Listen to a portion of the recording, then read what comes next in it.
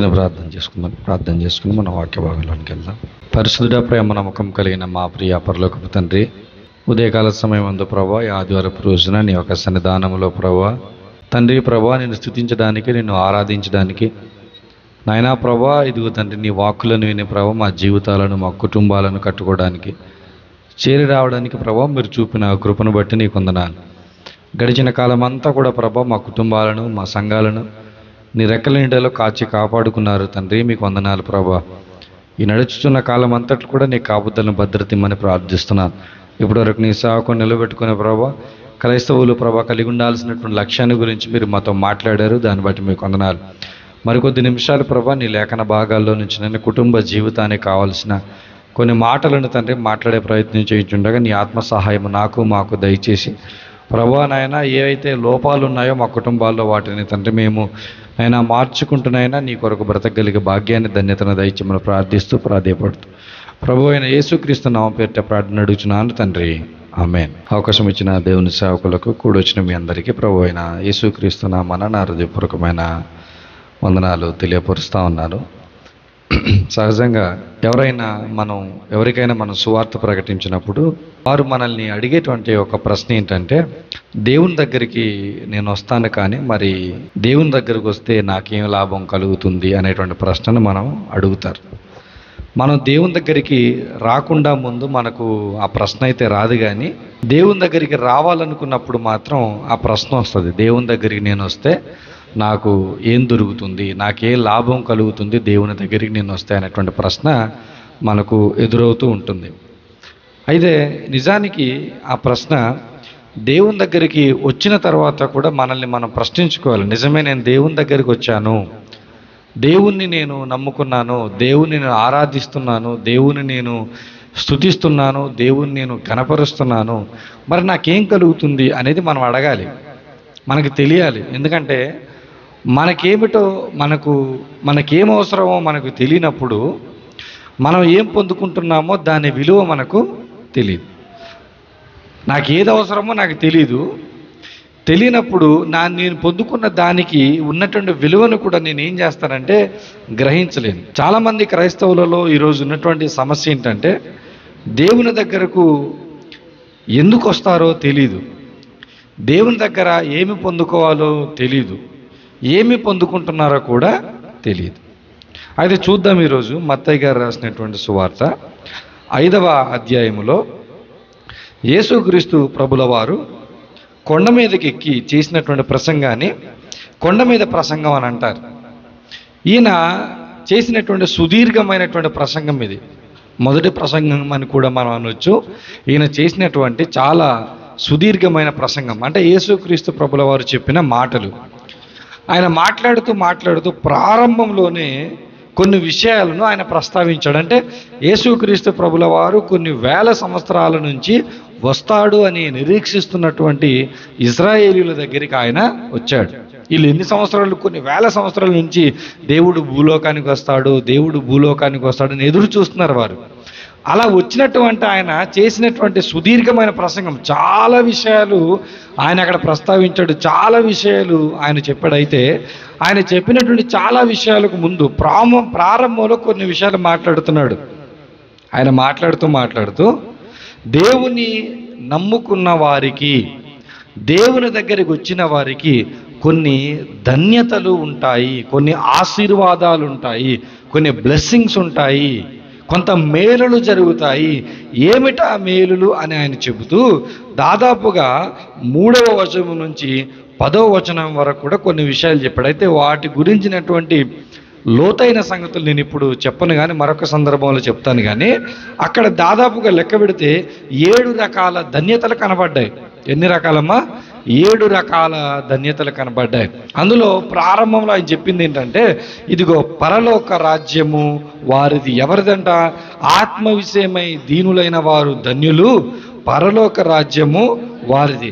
10వ వచనంలో చూస్తే, నీతి నిమిత్తము హింసింపబడిన వారు ధన్యులు, పరలోక రాజ్యం. అంటే దేవుని దగ్గరికి వస్తే మొట్టమొదటిగా మనం పొందుకునేటువంటి ఒక ధన్యత ఏంటో తెలుసా? పరలోక రాజ్యం. దేవుని దగ్గరికి మనం వచ్చి ఆయన ఆరాధించి, ఆయన్ని స్తుతించి, ఆయన గణపరిచి మనం చేస్తున్నామా ఈ భక్తి అంతా కూడా, ఈ భక్తికి వచ్చేటువంటి ప్రతిఫలం ఏంటంటే పరలోకం అంట. పరలోకం విలువ ఎప్పుడు మనకు తెలుస్తుంది అంటే, ఇప్పుడు తెలియదు. ఎప్పుడు తెలుస్తుంది? మనం పరలోకం వెళ్ళిన తర్వాత తెలుస్తుంది. ఒక్కసారి ఆ లోకంలోనికి వెళ్ళి ఆ లోకంలో ఉన్న దేవుడు, ఆ లోకంలో ఉన్న పరిస్థితులను అన్నీ మనం అనుభవిస్తున్నప్పుడు, అబ్బా ఇంత గొప్ప లోకమా, ఇంత కష్టపడి నేను స్వతంత్రించుకున్నానా, ఇంత కష్టపడి నేను పొందుకున్నానా, ఈ లోకాన్ని పొందుకోవటం కోసం భూలోకంలో ఇన్ని త్యాగాలు చేశానా, ఇది సబబే, దేవుడు నాకు గొప్ప ధన్యత ఇచ్చాడని మనం దేవుని దగ్గర నుంచి పొందుకునేటువంటి మేలైనటువంటి గొప్పదైనటువంటి ఒక ధన్యత, ఒక ఆశీర్వాదం ఏంటంటే అది పరలోకం. ఒక కవి ఏమన్నాడంటే, పుట్టినవాడు ఏమవుతాడు, గిట్టక మానడంట. అంటే పుట్టినటువంటి మనం ఏమవుతాము, ఖచ్చితంగా చనిపోతాము. చావుకు ఎటువంటి అవకాశం లేదు. ఖచ్చితంగా అది ప్రతి మనిషిని కూడా తీసుకొని వెళ్ళాలి. ఇప్పుడు ఖచ్చితంగా చనిపోయిన తర్వాత, ఖచ్చితంగా మనం చనిపోయిన తర్వాత మరి దేవుడు మనకిచ్చేటువంటి ధన్యత ఏమై ఉంది అని అంటే, యుగ యుగాలు పరలోకంలో బ్రతకగలిగేటువంటి ధన్యత ఉంది. ఆయన అంటున్నాడు, ఇదిగో ఏం దొరుకుతుందంట, మనం చనిపోయిన తర్వాత పరలోకం వస్తుందంట. ఆ తర్వాత కొన్ని ధన్యతలు రాయబడ్డాయి. దుఃఖపడువారు ధన్యులు, వారు ఏమవుతారంట, ఓదార్చబడతారు. అంటే దేవుని దగ్గరికి వచ్చిన వారికి ఏముంటుంది తెలుసా, ఓదార్పు ఉంటుంది. ఎలాంటి సమస్యలైనా, ఎలాంటి ఇబ్బందులైనా, ఎలాంటి కష్టాలైనా దేవుని దగ్గరకు ఉన్నటువంటి ఓదార్పు ఇంకెక్కడ కూడా రాదు. ఎంతమందిని కోల్పోయిన వారు ఉన్నారు తెలుసా? భర్తలు కోల్పోయినటువంటి వారు ఉన్నారు, పిల్లల్ని కోల్పోయినటువంటి వారు ఉన్నారు, భార్యలు కోల్పోయినటువంటి వారు ఉన్నారు. ఈరోజు క్రైస్తవ విశ్వాసంలో తప్ప మరెక్కడ కూడా వారికి ఓదార్పు దొరకటం లేదు. దేవుని దగ్గరికి ఏమొస్తుంది, ఓదార్పు వస్తుందంట. తర్వాత దేవుని దగ్గరికి మనం వస్తే ఏమొస్తుందంట, సాత్వికులు ధన్యులు, వారు భూలోకమును స్వతంత్రించుకుందురంట. ఈ లోకంలో ఒక్కసారిగా మీరు దేవుని దగ్గరికి వచ్చి దేవుని జ్ఞానం అర్థమైన తర్వాత మనకు విషయం అర్థమవుతుంది. ఏంటో తెలుసా? ఒకటి, ఈ లోకం శాశ్వతం కాదు. రెండోది, ఈ లోకాన్ని సృష్టించింది నా దేవుడు, ఈ గాలిని పంపింది నా దేవుడు, ఈ ఆహారాన్ని పంపింది నా దేవుడు. అంటే ఇది నాది అనే భావన ఎప్పుడు వస్తుంది తెలుసా? నా తండ్రి ఈ యొక్క కూరగాయలు చేశాడు, నా తండ్రి ఈ సృష్టిని చేశాడు అనే భావన ఎవరికి కలుగుతుంది అంటే మనకు కలుగుతుంది. ఈ సృష్టి అంతా ఎవరిదంట? దేవునిది. మరి దేవునిది అయినప్పుడు మరి ఆ దేవుడు ఎవరి కోసం చేశాడు? నా కోసం చేశాడు, నీ కోసం చేశాడు. ఇప్పుడు ఈ లోకానంతటిని చూసినప్పుడు ఇది మన తండ్రి ఆస్తిది. ఈ నేలైనా, గాలైనా, వెలుతురైనా, పక్షులైనా, జంతువులైనా ఇదంతా ఎవరి ఆస్తి తెలుసా? దేవుని ఆస్తి. ఆ దేవుని ఆస్తి అయినప్పుడు ఆ ఆస్తి మనది కూడా. అందుకని అన్నాడు, భూలోకాన్ని మనం ఏం చేస్తామంట, స్వతంత్రించుకుంటాం. ఎవరి దగ్గరికి వస్తే? దేవుని దగ్గరికి వస్తారు. తర్వాత మాట్లాడుతూ ఆయన అంటున్నాడు, నీతి కొరకు ఆకలి దప్పులు గల వారు ధన్యులు, వారు ఏమవుతారు, తృప్తిపరచబడతారు. మనకున్నది కొంచెమే కావచ్చు, ఎలా బతుకుతాం తెలుసా? తృప్తిగా బతుకుతాం. చూడండి, చాలా మందికి ఎంతో విస్తారమైన డబ్బు ఉంటుంది, కానీ ఏముండదు తెలుసా? తృప్తి వారికి ఉండదు. తృప్తి ఎలా వస్తుంది అని అంటే, దేవుడు మనకు జీవన నియమాలు నేర్పిస్తాడు. అంటే ఎలా బ్రతకాలో, వేటిని ఎలా చూడాలో, వేటిని ఎలా ఆలోచించాలో అది నేర్పిస్తాడు. నేర్పించిన తర్వాత మనం ఏమవుతామంటే మనకున్న కొద్ది దాంట్లో కూడా తృప్తిగా బ్రతకటాన్ని మనం నేర్చుకుంటాం. అది ఎవరి దగ్గరికి వస్తే వస్తుందంట? దేవుని దగ్గరికి వస్తే. కనికరము గల వారు ధన్యులు, వారు కనికరాన్ని పొందుతారంట. అంటే మన జీవితాల్లో చేసిన పాపాలను బట్టి మనం ఏనాడో శిక్షించబడాలి. మనం చేస్తున్న తప్పులను బట్టి ఏనాడో మన జీవితాలు నాశనం అయిపోవాలి. కానీ ఎవరి కనికరం ఉందో తెలుసా మన మీద? దేవుని కనికరం. మనం మాట్లాడే మాటలు, తీసుకునే నిర్ణయాలు, చేసే పనులు, ఎదుటి వారిని పాడు చేయాలనుకున్న తలంపులు, వాటన్నిటిని బట్టి చూస్తే మనం ఎప్పుడు నాశనం అయిపోవాలి. కానీ దేవుని కనికరం మన మీద, మన కుటుంబాల మీద ఉంది కాబట్టి కనికరాన్ని మనం పొందుకున్నాం. అది ఎవరి వలన జరిగిందంటే దేవుని దగ్గరికి రావటం వలన జరిగింది. హృదయశుద్ధి గల వారు ధన్యులు, వారు ఏం చేస్తారంట? దేవుని, అంటే దేవుని చూచే అనుభవం. ఎలా దేవుని చూడటం అంటే ఏదో ప్రత్యక్షంగా కళ్ళతో కాదు. కొన్నిసార్లు మన కష్టాల్లో చేతులు ఎత్తేస్తాం మనం. అయిపోయిందిక ఈ అప్పులు నేను తెచ్చలేను, అయిపోయిందిక నా కుమారుడికి నేను పెళ్లి చేయలేను, అలా చేతులు ఎత్తేసే టైంలో దేవుడు ఊహించని రీతిగా సహాయాన్ని చేస్తే అక్కడ మనం ఎవరిని చూడగలం తెలుసా? దేవుడు కనబడతాడు అక్కడ. మనం, దేవా నువ్వు లేకపోయి ఉంటే నా కుటుంబానికి, నువ్వు లేకపోయి ఉంటే నా జీవితానికి ఈ పరిస్థితి రానే రాదు అని చెప్పి అలాంటి అనుభవం ఎప్పుడు పొందుకుంటామంటే దేవుని దగ్గరికి వచ్చిన తర్వాత. ఆ తర్వాత ఆయన అంటున్నాడు, సమాధాన పరచువారు ధన్యులు, వారు దేవుని కుమారులు అనబడు. మరలా ఎటువంటి ధన్యత తెలుసా? మనకి ఎలాంటి స్థాయి, ఎలాంటి యోగ్యత తెలుసా? మనల్ని చూసి అంటాడంట దేవుడు, ఇతను నా కుమారుడు, ఈమె నా కుమార్తె. ఎవరు పిలుస్తున్నారు తెలుసా? దేవుడు పిలుస్తున్నాడు. అంటే మనకి ఎంత ధన్యత దేవుని దగ్గరకు వస్తే తెలుసా? ఒక తండ్రిగా ఆయన స్థానంలో ఉంటాడు, ఒక కుమారునికి ఆయన స్థానంలో ఉంటాడు. ఇప్పుడు ఈ మనసున ఈ విషయాలన్నీ మీరు పెట్టుకోండి.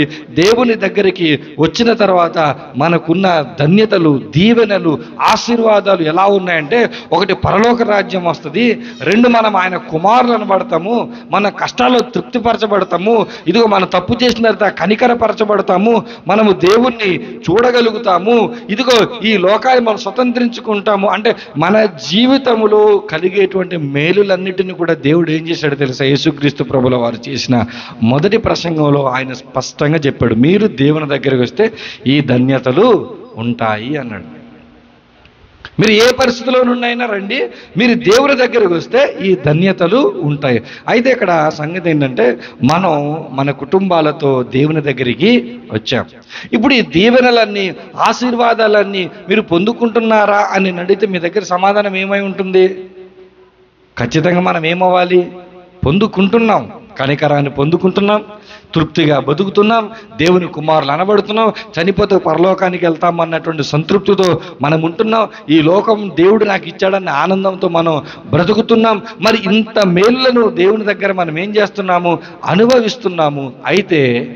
అయితే ఈరోజు నేను మీకు చెప్పాలనుకున్న సంగతి ఏంటంటే, దైవిక కుటుంబాల్లో దీవెనలు ఎలాగైతే వస్తున్నాయో, దైవిక కుటుంబాల్లో శాపాలు కూడా వస్తున్నాయి.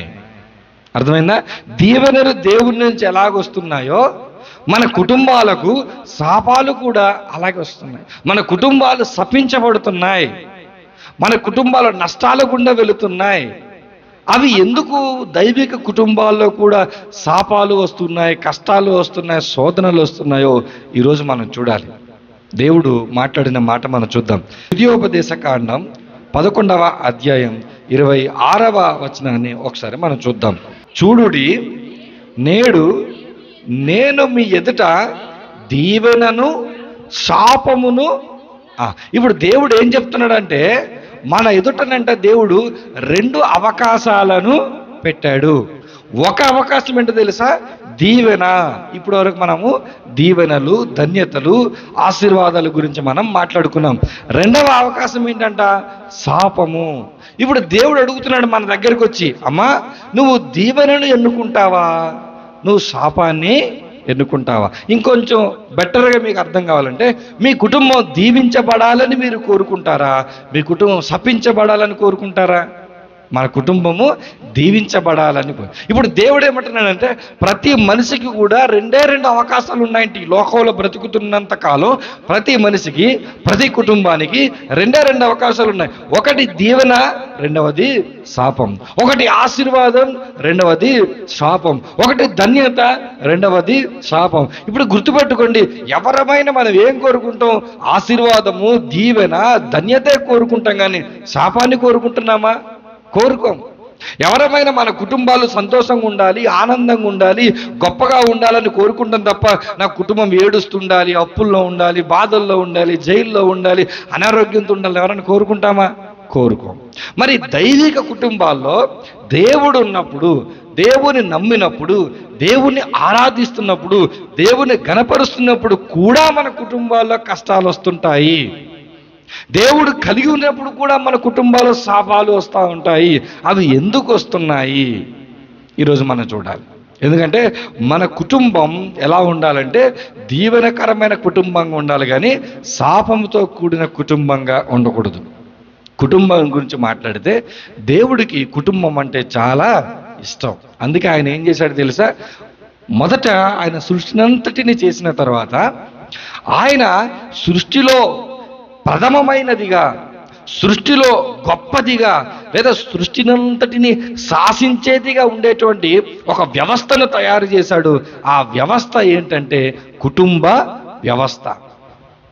ఏదైనా తోటలో ఆదామును హవ్వను భార్యాభర్తలిద్దరిని నిర్మించిన తర్వాత, సృష్టించిన తర్వాత దేవుడు వారికి చెప్పిన మాట ఏంటి? ఆదాము, ఈ సృష్టి అంతటి మీద అధికారం నేను నీ చేతికి ఇస్తాను, నేను నీకు ఇచ్చాను. ఈ సృష్టి అంతటిని నేను ఎందుకు చేశానంటే ఆదాము నీ కోసమే చేశాను. ఇక్కడ కూర్చున్న ప్రతి కుటుంబం కూడా, కుటుంబం అంటే దేవునికి ఇష్టం. దేవుడు ఈ సృష్టిని చేశాడు, తర్వాత ఆదామును చేశాడు, ఆదాముకు కుటుంబాన్ని ఇచ్చాడు. మీకు కూడా ఒక్కొక్కరికి ఒక్కొక్క కుటుంబాన్ని ఇచ్చాడు. కుటుంబం ఇవ్వటం వెనకాల దేవుడి ప్రేమ ఉంది. కుటుంబమే లేదనుకోండి మన పరిస్థితులు ఎలా ఉంటాయి? మనకంటూ ఒక తల్లి, ఒక తండ్రి, మనకంటూ ఒక భార్య, మనకంటూ పిల్లలు, మనకంటూ భర్త, ఈ సంతోషం, ఈ ఆనందం. అసలు కుటుంబం లేకపోతే ఎలా ఉంటుంది మన పరిస్థితి? అనాథగా ఉన్న వాళ్ళ పరిస్థితులు ఎలా ఉంటాయి? ఆనందాన్ని పంచుకోలేరు, బాధను కూడా పంచుకోలేరు, సంతోషాన్ని పంచుకోలేరు, దుఃఖాన్ని కూడా పంచుకోలేరు. కాబట్టి దేవుడు ఏం చేశాడంటే ప్రేమించి మనందరికి కూడా కుటుంబాలను ఇచ్చాడు. అయితే ఆదాము హవ్వలను కూడా ప్రేమించి దేవుడు చక్కటి కుటుంబాన్ని ఇస్తే ఇప్పుడు ఆ కుటుంబంలోనికి శాపం నెమ్మదిగా చొరబడింది. ఆ కుటుంబంలోనికి శపితమైనటువంటి ఒక పని నెమ్మదిగా ఎంటర్ అయింది. వారిద్దరి మధ్యలోనికి దేవుడు కాకుండా వచ్చినటువంటి మరొకరు ఎవరు? సాతాను. ఎవరు ఎంటర్ అయ్యారు కుటుంబంలోనికి? దేవుడు కుటుంబ వ్యవస్థను తయారు చేశాడు. దేవుడు ఆదాము హవ్వలతో సహవాసంలో ఉన్నాడు. ఇప్పుడు ఆ కుటుంబం ఎలా ఉందంటే ఆనందంగా ఉంది. ఇప్పుడు ఈ ఆనందంగా ఉన్న కుటుంబంలో దుఃఖం వచ్చింది, శాపం వచ్చింది. అలా తీసుకొచ్చింది ఎవరనంటే శపించబడినటువంటి సాతాను. ఈ సాతాను ఎలా ఎంటర్ అయ్యాడు ఫ్యామిలీ సిస్టంలోనికి అని మనం బైబిల్ చూస్తే ఎలా వచ్చాడంటే ఆదికాండం 3వ అధ్యాయంలోనికి ఒకసారి మనం వెళ్ళగలిగితే ఆదికాండం 3వ అధ్యాయంలోనికి శాపం ఎలా వచ్చిందంట? 3వ అధ్యాయం 1వ వచనంలో చూస్తే దేవుడైన యెహోవా చేసిన సమస్త భూజంతువులలో సర్పము ఎలా ఉందంట? యుక్తి గలదై ఉండెను. చాలా తెలివిగా సాతాను ఏం చేశాడంటే సర్పము వలె ఎవరి దగ్గరికి వచ్చాడు? హవ్వ దగ్గరికి వచ్చాడు. ఎవరి దగ్గరకు వచ్చాడు? ఆదాము కుటుంబంలోనికి వచ్చాడు. ఇప్పుడు బాగా మీరు మనసులో పెట్టుకోండి. ఇప్పుడు సాతాను ఆదాము కుటుంబంలోనికి ఎలా వెళ్ళాడో ఇక్కడున్న అన్ని కుటుంబాల్లోని కూడా అలాగే వస్తాడు. అది గుర్తుపెట్టుకోండి. దేవుడికి కుటుంబం అంటే చాలా ఇష్టం. దేవుడు కుటుంబాన్ని తయారు చేశాడు. ఈ కుటుంబంతో దేవుడు సహవాసంలో ఉన్నాడు. దేవునితో కుటుంబం సహవాసంలో ఉన్నప్పుడు కుటుంబం సంతోషంగా ఉంది. ఇప్పుడు దీవెనకరంగా ఉంది. ఇప్పుడు ఈ దీవెన ప్లేస్లో సాతాను ఎప్పుడైతే ఎంటర్ అవుతాడో, సాతాను ఎప్పుడైతే ప్రవేశిస్తాడో ఏమొస్తుంది ఆ కుటుంబానికంటే? శాపము వస్తుంది. సాతాను ఎలా కుటుంబంలోనికి చొరబడ్డాడు? సర్పము రూపంలో చొరబడ్డాడు. ఇప్పుడు సాతాను పాము రూపంలో ఇంటికి వెళ్ళాడు అనగానే ఇప్పుడు మీరందరూ ఏమనుకుంటారు? మా ఇంట్లో పాము వచ్చిందంటే సాతాను వచ్చినాడు. అది కాదు. సాతాను సర్పం రూపంలో ఆదాము దగ్గర ఒకసారే వెళ్ళాడు. ఆ తర్వాత కుటుంబాల్లోనికి, ఆ తర్వాత సాతాను వ్యక్తులలోనికి ఎలా ప్రవేశించాడో ఇప్పుడు కొన్ని సంగతులు చూద్దాం. ఇప్పుడు మొదటి కుటుంబంలోనికి సర్పం రూపంలో వస్తే దినవృత్తాంతంలో మొదటి గ్రంథంలోనికి ఒక రాజు దగ్గరికి వచ్చాడు సాతాను. ఎలా వెళ్ళాడు చూడండి. దినవృత్తాంతంలో మొదటి గ్రంథము 21వ అధ్యాయము 1వ వచనము. తరువాత సాతాను ఇశ్రాయేలునకు విరోధముగా లేచి ఇశ్రాయేలీయులను లెక్కించుటకు దావీదును ప్రేరేపించాడు. ఇప్పుడు సాతాను ఇశ్రాయేలు సమాజం అంతటి దగ్గరికి ఎలా వెళ్ళాడు తెలుసా? దావీదు రూపంలోనికి వెళ్ళాడు. బాగా వినాల మీ మాట. నేను సహజంగా ఏ వర్తమానం చెప్పినా చాలా గొప్ప విషయాలు చెప్తాను నేను, మీరు ఖచ్చితంగా వినండి అని ఎలివేషన్లు గొప్ప గొప్ప మాటలు చెప్పను. నేను మెసేజ్ డైరెక్ట్గా వెళ్ళిపోతాను. కానీ ఈరోజు చెప్పాలనిపిస్తుంది. ఎందుకంటే ఈ విషయాలు ప్రతి కుటుంబానికి కూడా భూమి మీద ఉన్నంతసేపు అవసరమైన మాటలు. కాబట్టి నేను చెప్పను, కానీ నేను చెప్తున్నాను. ఖచ్చితంగా మనసు పెట్టి వినండి. నిద్ర వస్తే వాటర్ తాగండి, బయటికి వెళ్ళండి, రండి, కానీ ఈ మాటలు ఖచ్చితంగా మనసు పెట్టి వినండి. ఇప్పుడు ఆదాము కుటుంబంలోనికి సాతాను సర్పం రూపంలోకి వెళ్తే ఇశ్రాయేలుల కుటుంబాలలోనికి సాతాను ఎలా వెళ్ళాడు తెలుసా? దావీదు రూపంలో వెళ్ళాడు. దావీదు ఎవరు? ఒక రాజు. ఇప్పుడు అధికారాన్ని ఎవరు ఉపయోగించుకుంటున్నాడు తెలుసా? సాతాను ఉపయోగించున్నాడు. ఇప్పుడు సాతాను మన కుటుంబాల్లోనికి ఎలా వస్తాడంటే పాము రూపంలో రాడు. వస్తే మనుష్యుల అధికారాన్ని, ఎవడి మాట అయితే నీ కుటుంబం విని భయపడుతుందో, ఎవడి మాటకైతే నీ కుటుంబం లోబడుతుందో, ఎవడి మాట మీద నీ కుటుంబం నడుస్తుందో వాడి ద్వారా సాతాను నీ కుటుంబంలోనికి ఏం చేస్తాడు? నెమ్మదిగా ఎంటర్ అవుతాడు. ఇప్పుడు ఇశ్రాయేలు సమాజం అంతటి ఎఫెక్ట్ చేయాలంటే, ఆ కుటుంబాలన్నిటినీ ప్రభావితం చేయాలంటే ఒక బలమైన వ్యక్తి కావాలి. ఆ బలమైన వ్యక్తి ఎవడంటే దావీదు ఒక రాజు. ఇప్పుడు దావీదును కూడా సాతాను చక్కగా ఉపయోగించుకొని ఏం చేశాడు తెలుసా? లెక్కలు చేశాడు. అది ఎవరికి ఇష్టం లేదంటే దేవునికి ఇష్టం లేదు. దాని వలన ఇశ్రాయేలీయులు తర్వాత శిక్షను పొందుకున్నారు. ఇంకా ముందుకెళ్దాం. ఇంకా సాతాను ఎలా మన కుటుంబాల్లోనికి వస్తాడంటే, యోబు గ్రంథం మనకు తెలుసు. యోబు గ్రంథంలోనికి సాతాను యోబు దగ్గరికి ఎలా వచ్చాడు? డైరెక్ట్గా ఎవరి దగ్గరికి వెళ్ళిపోయాడు?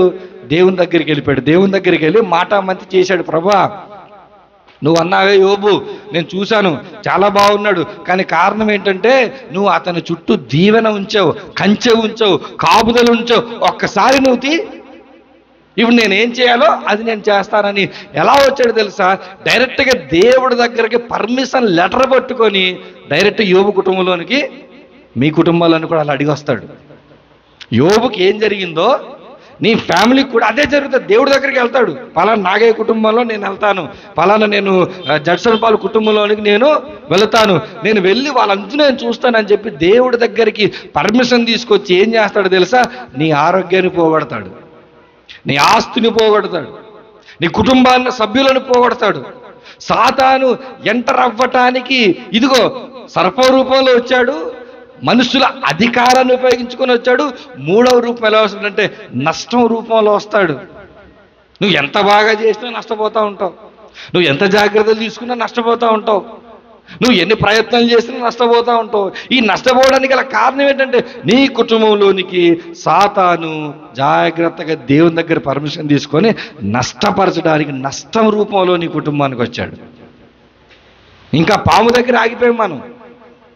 అధికారాన్ని ఉపయోగించుకొని మన కుటుంబాల్లోనికి ఎంటర్ అవుతున్నాడు. మన కుటుంబంలో ఆరోగ్యాన్ని పోగొడతాడు, మన కుటుంబంలో ఆస్తిని పోగొడతాడు, మన కుటుంబ సభ్యులను అవసరమైతే తీసేస్తాడు. యజమానుని తీసేయవచ్చు, కుమారుడిని తీసేయవచ్చు, కుమార్తెను తీసేయవచ్చు. ఏదో ఒక రూపంలో సాతాను ఏం చేస్తాడు? మన కుటుంబంలోనికి శాపాన్ని తీసుకొని వస్తాడు. ఇక్కడితో ఆగిపోలేదు సాతాను. ఇంకెంత తెలివైనడంటే, సర్పం రూపంలో వెళ్ళాను, కొంత పని జరిగింది. అధికారాన్ని ఉపయోగించుకొని వెళ్ళాను, కొంత పని జరిగింది. నష్టాన్ని తీసుకుని వెళ్ళాను, కొంత పని జరిగింది. ఇంకా నా పని బాగా జరగాలి, ఇంకా నేను విజయవంతం అవ్వాలి నా పనిలో అని చెప్పాడు. ఏం చేశాడు తెలుసా? మత్తయి సువార్తలోనికి వెళ్దాం. మత్తయి సువార్త 4వ అధ్యాయం 3వ వచనం చూడండి. ఆ శోధకుడు ఆయన వద్దకు వచ్చి, నీవు దేవుని కుమారుడివైతే ఈ రాళ్ళు రొట్టెలగునట్లు ఆజ్ఞాపించుమనెను. ఆ తర్వాత ఏం మాట్లాడుతున్నాడు? 6వ వచనంలో, నీవు దేవుని కుమారుడు అయితే క్రిందకు దూకు, ఆయన నిన్ను గూర్చి తన దూతలకు ఆజ్ఞాపించును, నీ పాదం ఎప్పుడైనా రాతికి తగలకుండా వారు నిన్ను చేతులతో ఎత్తికొందురు అని రాయబడి ఉన్నదని ఆయనతో చెప్పారు. ఇప్పుడు సాతాను ఎంత తెలివిగా వచ్చాడు తెలుసా? వాక్యాన్ని పట్టుకొని వచ్చేశాడు. దేన్ని పట్టుకున్నాడు? వాక్యం అనే ఆయుధం. చెప్తుంటాడు, వాడు చెప్తుంటే వాక్యమే చెప్తున్నాడు అనుకుంటావు నువ్వు, కానీ ఆ వాక్యము ద్వారా నీ కుటుంబంలోనికి ఏం తీసుకురావడానికి సాతాను ప్రయత్నం చేస్తాడు తెలుసా? శాపాన్ని తీసుకొని రావడానికి ప్రయత్నం చేస్తాడు. ఇప్పుడు ఏ రూపంలో వస్తున్నాడు? వాక్యాన్ని ధరించుకున్నాడంట, వెలుగుదూత వేషం వేసుకుంటాడంట, నీతి పరిచారకుల వేషం వేసుకుంటాడంట. సాతాను ఎలా మన కుటుంబాల్లోనికి ఎంటర్ అవుతున్నాడంటే, మీరు ప్రతి పాస్టర్ని నమ్మడానికి వీల్లేదు, ప్రతి సంఘాన్ని నమ్మడానికి వీల్లేదు, ప్రతి సేవను నమ్మడానికి వీల్లేదు. ఎందుకంటే ఏ సేవకుడు ద్వారా, ఏ సంఘము ద్వారా, ఏ పరిచర్య ద్వారా ఈరోజు సాతాను పనిచేస్తున్నాడో, ఎన్ని వేల కుటుంబాలను నాశనం చేస్తున్నాడో బైబిల్ జ్ఞానం తెలిసిన వారికి చాలా స్పష్టంగా అర్థమవుతుంది. ఇప్పుడు సాతాను ఏం చేస్తున్నాడంటే వాక్యాన్ని కూడా పట్టుకొని మన గృహాలలోనికి వచ్చి మనల్ని మోసం చేస్తాడు. వాక్యాన్ని పట్టుకొని కూడా మన కుటుంబాలని నాశనంలోనికి నడిపిస్తాడు. ఇంతకు మించి కూడా సాతాను సంతృప్తి పట్టలేదు. సర్పం రూపంలో వెళ్ళాను, కొంత పని. అధికారాన్ని ఉపయోగించుకున్నాను, కొంత పని. నష్టాన్ని ఉపయోగించుకున్నాను, కొంత పని. వాక్యాన్ని ఉపయోగించుకుంటున్నాను, కొంత పని. నాకు ఇంకా సంతృప్తి లేదు. ఇంకా కుటుంబాన్ని ఎలా పాడు చేయాలని ఆలోచిస్తే ఏం చేశాడో చూడండి. మత్తయి గారు రాసిన సువార్త 16వ అధ్యాయము 21వ వచనంలో ఉన్న మాటలు చూద్దాం. అప్పటి నుండి తాను యెరూషలేమునకు వెళ్ళి పెద్దల చేతను ప్రధాన యాజకుల చేతను శాస్త్రుల చేతను అనేక హింసలు పొంది చంపబడి 3వ దినమున లేచుట అగత్యమని యేసు తన శిష్యులకు తెలియజేయ మొదలుపెట్టగా పేతురు ఆయన చేయి పట్టుకొని, ప్రభువా, అది నీకు దూరమగు గాక, అది నీకెన్నడనూ కలగదని ఆయనను గద్దింపసాగెను. అయితే ఆయన పేతురు వైపు తిరిగి, సాతానా, నా వెనుకకు పొమ్ము, నీవు నాకు అభ్యంతర కారణమై ఉన్నావు. ఇప్పుడు సాతాను ఎలా వచ్చాడు తెలుసా? బాగా పరిచర్యకు సహకరించేటువంటి తోటి పనివాడి దగ్గరికి వచ్చాడు. సాతాను పేతురులోనికి ఎంటర్ అయిపోయాడు. సాతాను ఇస్కరియోతు యూదాలోనికి ఎంటర్ అయ్యాడు. వీళ్ళెవరు? యేసు ప్రభుల వారి యొక్క శిష్యులు. ఇప్పుడు ఎవరి మాట బహుశా ఈయన వినడేమో. వాక్యం చూపిస్తే వినట్లేదు, సర్పరూపంలో వెళ్తే పనవట్లేదు, అధికారాన్ని ఉపయోగించుకుంటే పనవట్లేదు, నష్టం తీసుకొస్తే పనవట్లేదు. ఇప్పుడు ఎలా చేయాలి ఆలోచించాడు. ఇదిగో తోటి పనివాడితో అయితే ఎమోషనల్ బాండింగ్ ఉంటుంది కదా, ఏం చెప్పినా మనం ఫ్రెండ్స్ మాట వింటాం కదా, ఏం చెప్పినా మనకు బాగా మేలు కోరేవాడు మాట వింటాం అని చెప్పి, మన పనోడు లేదా నాతో పాటు కలిసి పని చేసేవాడు కదా అని చెప్పి, ఇదిగో తోటి పనివాడి మాటల ద్వారా కూడా మనల్ని సాతాను ఏం చేస్తాడు తెలుసా? మోసము. యేసుక్రీస్తు ప్రభుల వారినే పేతురు ద్వారా మోసం చేయాలనుకున్నాడు. యేసుక్రీస్తు ప్రభుల వారి దగ్గర ఉన్న పేతురునే పట్టుకొని అతనిలోని ప్రవేశించి అతని ద్వారా రంగ ప్రవేశం చేశాడు. ఇప్పుడు మీరు జాగ్రత్త ఆలోచించండి. మీ కుటుంబాలను ఏ కోణంలో నుంచి సాతాను ఎంటర్ అవుతాడో మీకు తెలీదు, నాకు తెలియదు. అందుకే పౌలు భక్తుడు ఏమని రాశాడంటే, వీటన్నిటిని మనసును పెట్టుకొని పౌలు భక్తుడు ఏమని రాశాడంటే, కొరింథీయులకు రాసినటువంటి 2వ పత్రిక 2వ అధ్యాయం 11వ వచనంలో ఒక మాటను ఆయన ప్రయోగించాడు. ఆ మాట మనం చూద్దాం. నేనేమైనాను క్షమించి ఉంటే సాతాను మనలను మోసపరుచుకుంటున్నట్లు మీ నిమిత్తము క్రీస్తు సముఖమునందు క్షమించి ఉన్నాను అంటూ ఆయన సాతాను తంత్రములను మనము ఎరుగని వారము కాము. ఏ మాట ప్రయోగించాడు అక్కడ? సాతాను తంత్రము. వాడు ప్లాన్లు వేసుకుని వస్తాడు నీ కుటుంబాన్ని పాడు చేయడానికి. ఎలా వస్తాడంటే సర్పము రూపంలో రావచ్చు, ఎలా వస్తాడంటే అధికారం రూపంలో రావచ్చు, ఎలా వస్తాడంటే నష్టం రూపంలో రావచ్చు, ఎలా వస్తాడంటే వాక్యం రూపంలో రావచ్చు, ఎలా వస్తాడంటే స్నేహితుల రూపంలో రావచ్చు. ఎలాగైనా సరే నీ కుటుంబాన్ని నాశనం చేయడానికి సాతాను కంకణం కట్టుకున్నాడు. ఆ మాట బాగా మనసులో పెట్టు. మీరు అనుకుంటున్నారు కదా, సంపాదించుకుంటున్నాను, తింటున్నాను, పిల్లల్ని చదివించుకుంటున్నాను, అన్నీ బాగా నడుస్తున్నాయి. అక్కడితో ఆగిపోకండి. మీ మేలు దేవుడు 100% కోరుకుంటుంటే 120% సాతాను మీ శాపాన్నే కోరుకుంటున్నాడు. దేవుడు మిమ్మల్ని కాపాడాలని ప్రయత్నం చేస్తుంటే సాతాను మీ కుటుంబంలోనికి వచ్చి మిమ్మల్ని నాశనం చేయాలని కోరుకుంటున్నాడు. ఎన్ని కుటుంబాలకు ఈ ఆధ్యాత్మిక సత్యాలు తెలుసు? మన కుటుంబాలు పాడు చేయడానికి ఒకడు అదే పని తిరుగుతున్నాడంట. ఎవరిని మృంగుతున్నా అని గర్జించు సింహము వలె నాకెవరు దొరుకుతాడు? ఎవడి కుటుంబాన్ని నేను పాడు చేయాలి, ఎవడి కుటుంబాన్ని నేను నాశనం చేయాలి, ఎవడి కుటుంబాన్ని నేను శపించిపోయేలా చేయాలని చెప్పి కంకణం కట్టుకొని సాతాను తిరుగుతున్నాడంట. ఇది మనం పట్టించుకోకుండా మనం జాగ్రత్తగా సంతోషంగా మనం వెళ్ళిపోతా ఉంటాం. మనం పట్టించుకో. మన కుటుంబాల్లో అన్ని విషయాల్లో శ్రద్ధ మనకు ఉంటుంది, కానీ నా కుటుంబం మీద సాతాను కన్నేసున్నాడు, వాడి నుంచి నా కుటుంబాన్ని నేనేం చేయాలి? కాపాడుకోవాలి. సాతాను యొక్క ప్రధానమైన పని ఏంటో ఇర్మియా గ్రంథంలో మనం చూడాలి. ఇర్మియా గ్రంథం 17వ అధ్యాయము 5వ వచనము. యెహోవా ఇలాగు సెలవిచ్చుచున్నాడు, నరులను ఆశ్రయించి శరీరులను తనకు ఆధారముగా చేసుకొనుచు తన హృదయమును యెహోవా మీద నుండి తొలగించుకొనివాడు శాపగ్రస్తుడు. ఇర్మియా భక్తుడు చెప్తా ఉన్నాడు, ఇదిగో ఎలా చేస్తున్నారు మనుషులు అంటే దేవుణ్ణి తమ హృదయాల నుంచి ఏం చేస్తున్నారంట, తొలగించుకుంటున్నారంట. అంటే నీ మనస్సులో నుంచి దేవుణ్ణి తీసివేయాలి, అదే ఎవడి పని అది? సాతాను పని. నువ్వు దేవుని మీద కాదు, ఎవరిని ఆధారం చేసుకోవాలంట? మనుష్యులను ఆధారం. అంటే సాతాను వచ్చి నీ కుటుంబాన్ని ఎలా నాశనం చేస్తాడు అని దేవుని వాక్యం చెప్తుందంటే, నీ దేవుని మీద నీ మనస్సు పోయి మనుషుల మీద నీ మనస్సు వెళ్ళిపోవాలి. నాకు కష్టం వస్తే పక్కింటోడు కాపాడుతాడు, ఎదురింటోడు కాపాడుతాడు, మా తాత కాపాడుతాడు, మా ముత్తాత కాపాడుతాడు, వాడొస్తాడు వీడొస్తాడని మనుషులను నెమ్మదిగా ఆధారం చేసుకొని నాకు ఏ కష్టం వచ్చినా నేను దేవుని పైన ఆధారపడాలి అనే తలంపును పోగొట్టేది ఎవడు అని అంటే సాతాను. ఎప్పుడైతే నీ హృదయంలో నుంచి దేవుడు నిన్ను దూరం చేసుకుంటావో ఆ రోజు నువ్వేమైనట్టంట, శాపగ్రస్తుడు. ఇప్పుడు మీరు గుర్తుపెట్టుకోండి, సాతాను యొక్క ప్రథమమైన పని ఏంటంటే మన కుటుంబాలు శాపముతో నింపబడాలి, మనం శాపగ్రస్తులం అయిపోవాలి, మన హృదయాల్లో దేవునికి స్థానాన్ని తీసేయాలి. ఇప్పుడు మన హృదయంలో నుంచి దేవునికి స్థానాన్ని ఎలా తీసేశాడు? హవ్వ దగ్గరికి వెళ్ళాడు, ఒక అబద్ధం చెప్పాడు, హవ్వ హృదయంలో నుంచి దేవుడు పక్కకు పోయాడు. దావీదు దగ్గరికి వెళ్ళాడు, ప్రేరేపించాడు, దావీదు హృదయంలో నుంచి దేవుడు పక్కకు పోయాడు.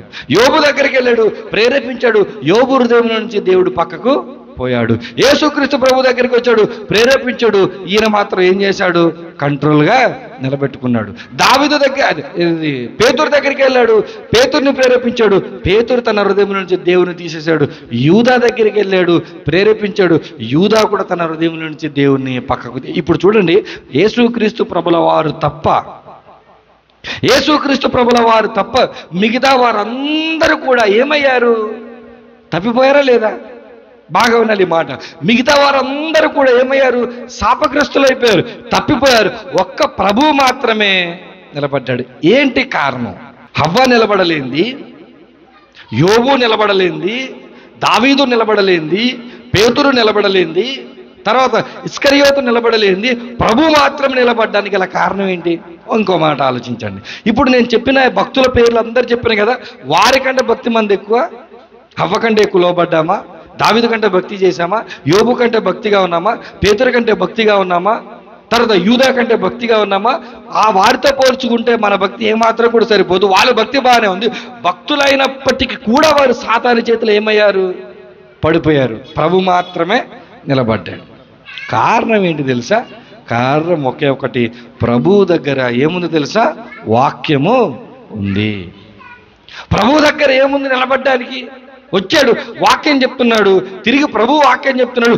జయించడానికి అంటే సాతానును జయించడానికి మనకు ఉండాల్సినటువంటి ఒక అవగాహన ఏంటంటే వాక్యం పైన అవగాహన. అంటే నీకు తెలియాలి నీ కుటుంబానికి నష్టాలు ఎందుకు వస్తున్నాయో, నీ అంతకు నువ్వు చేసుకుంటే వస్తున్నాయా, లేకపోతే సాతాను చేయటం వల్ల వస్తున్నాయా? ఒకవేళ సాతాను చేస్తే దాన్ని ఎలా పరిష్కరించుకోవాలి నీకు తెలియాలంటే నీకు ఏముండాలి? వాక్యపు అనుభవం ఉండాలి. ఇప్పుడు సాతాను ఏం చేస్తాడు అనంటే దేవుని నుంచి మన హృదయాన్ని తొలగించుకొని మనుషుల దగ్గరికి మనం వెళ్ళిపోతాం. ఒక మాట చెప్తాం బాగా, పాస్టర్ గారి కోసం మీరు ఏదైనా చర్చికి వెళ్ళారనుకోండి, అక్కడే సాతాను మీ హృదయాన్ని పట్టుకున్నాడు. ఇప్పుడు పాలియమ్మనులు గారు అంటే నాకు ఇష్టం అనుకోండి, ఆయన కోసం నేను వెళ్ళాను అనుకోండి, ఏంటి దాని ఉద్దేశం అంటే అక్కడ నేను సంఘం కోసం వెళ్ళట్లేదు, వాక్యం కోసం వెళ్ళట్లేదు, ఆరాధన కోసం వెళ్ళట్లేదు, ఎవరి కోసం? మనిషి కోసం నేను అక్కడే దొరికిపోయాను. నువ్వు దేవుని దగ్గరికి ఎలా రావాలి? దేవుని కోసమే రావాలి. ఇప్పుడు దేవుని లో నుంచి మనల్ని తప్పించడానికి సాతాను ఏం చేస్తున్నాడంటే మన హృదయంలో దేవునికి స్థానాన్ని తీస్తాడు. ఎప్పుడైతే మన హృదయంలో దేవునికి స్థానాన్ని తీస్తాడో మన ఇంట్లో కూడా దేవునికి స్థానము ఉండదు. మన హృదయంలో తీసేసాడు అనుకోండి దేవునికి స్థానం ఇంట్లో కూడా. ఇప్పుడు ఏం చేస్తాడంటే సాతాను హృదయంలో స్థానం తీసేస్తాడు, ఇంట్లో స్థానం చేస్తాడు, యావత్తు కుటుంబాన్ని కూడా జాగ్రత్తగా శాపగ్రస్తమైన కుటుంబంగా నెట్టివేస్తాడు. ఇది వాడి యొక్క ప్రథమమైన పని. అయితే ప్రభు గెలవడానికి, ప్రభు నిలబడడానికి కారణం ఏంటో తెలుసా? వాక్యం. అయితే ప్రభా మరి నేను కూడా ఈ సాతాను దాడి నుంచి తప్పించుకోవాలి, మరి నేను కూడా ఈ సాతాను నుంచి కాపాడబడాలి, మరి ఆ వాక్యం నాకు కూడా కావాలి అని మనం అడగక ముందే దేవుడు ఏం చేశాడో తెలుసా? వాక్యాన్ని ఇచ్చేశాడు. ద్వితీయోపదేశకాండం 27వ అధ్యాయం 26వ వచనం చూడండి. ఈ విధికి సంబంధించిన వాక్యములను గై కొనకపోవుట వలన వాటిని స్థిరపరచని వాడు శాపగ్రస్తుడని చెప్పగా ప్రజలందరూ ఆమేన్ అనవలెను. మోసే ద్వారా ఇశ్రాయేలు ప్రజలకు దేవుడు వాక్యం అంత ఇచ్చిన తర్వాత చెప్పిన మాట ఏంటి తెలుసా? ఇదిగో ఎవరు శాపగ్రస్తులు తెలుసా? ఈ వాక్యాన్ని విని దాన్ని పాటించని వాడు శాపగ్రస్తుడు. సాధారణ మనల్ని ఏం చేస్తాడు? వాక్యాన్ని విననివ్వడు, విన్న వాక్యాన్ని పాటించనివ్వడు. అలా పాటించకపోవటం వల్ల, వినకపోవటం వల్ల మన కుటుంబం దైవిక కుటుంబమే కావచ్చు, కానీ మన కుటుంబానికి ఏమొస్తుంది? శాపాలు వస్తాయి. మన కుటుంబంలోనికి సాతాను ఎలా అయినా వస్తాడు. ఎందుకు వస్తాడు? ఎందుకు ఇన్ని కష్టాలు పడి సాతాను వస్తున్నాడంటే, నీవు వాక్యం వినకూడదు, వాక్యానుసారంగా నీవు బ్రతకకూడదు. అది వాడి యొక్క టార్గెట్. నువ్వు ఒకవేళ వాక్యాన్ని వింటే, వాక్యానుసారంగా బ్రతికితే ఏం జరుగుతుంది? ఆశీర్వాదాలు వస్తాయి, నీకు ధన్యతలు వస్తాయి, నీ కుటుంబం సంతోషంగా ఉంటుంది, నీ కుటుంబం ఆనందంగా ఉంటుంది, నీ కుటుంబానికి సంరక్షణ ఉంటుంది. కాబట్టి నీ కుటుంబం సంతోషంగా ఉండకుండా ఉండాలంటే నువ్వు వాక్యాన్ని వినకూడదు, వాక్యాన్ని నువ్వు పాటించకూడదు.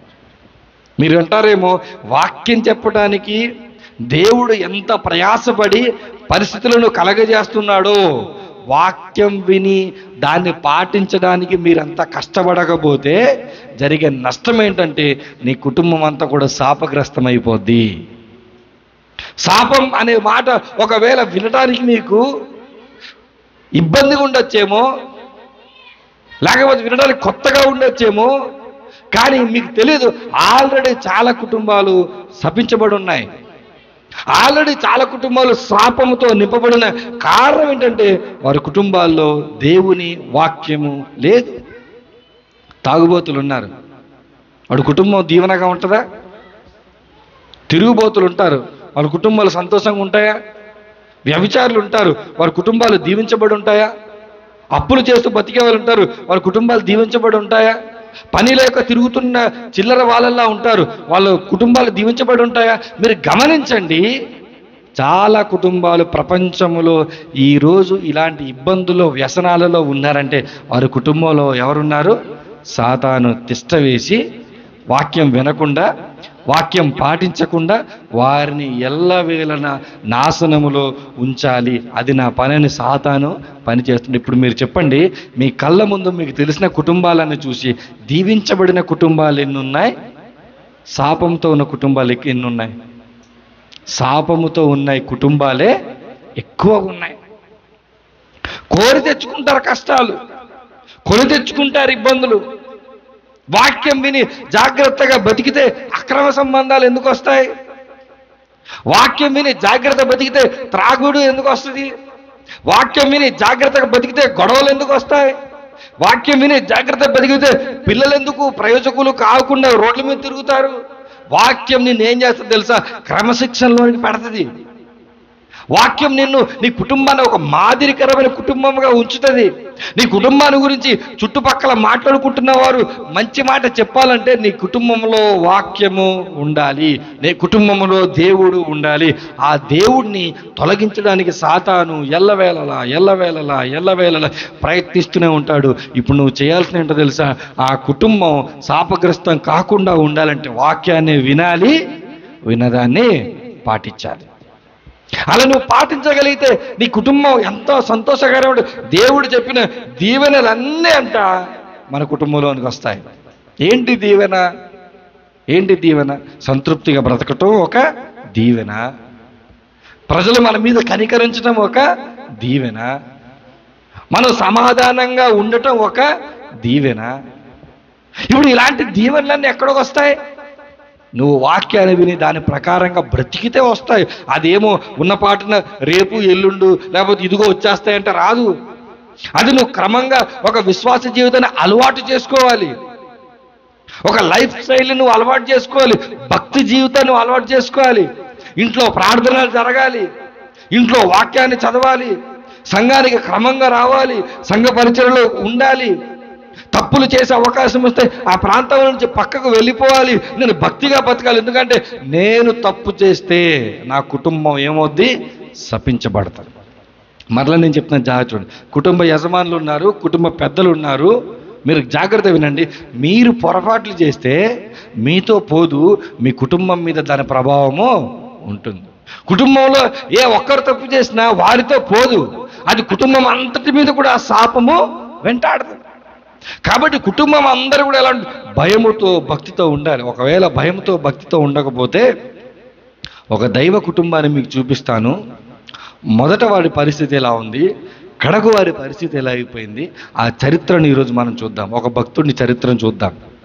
ఇశ్రాయేలీయుల చరిత్రలో మొదటి రాజు ఎవరు అంటే సౌలు.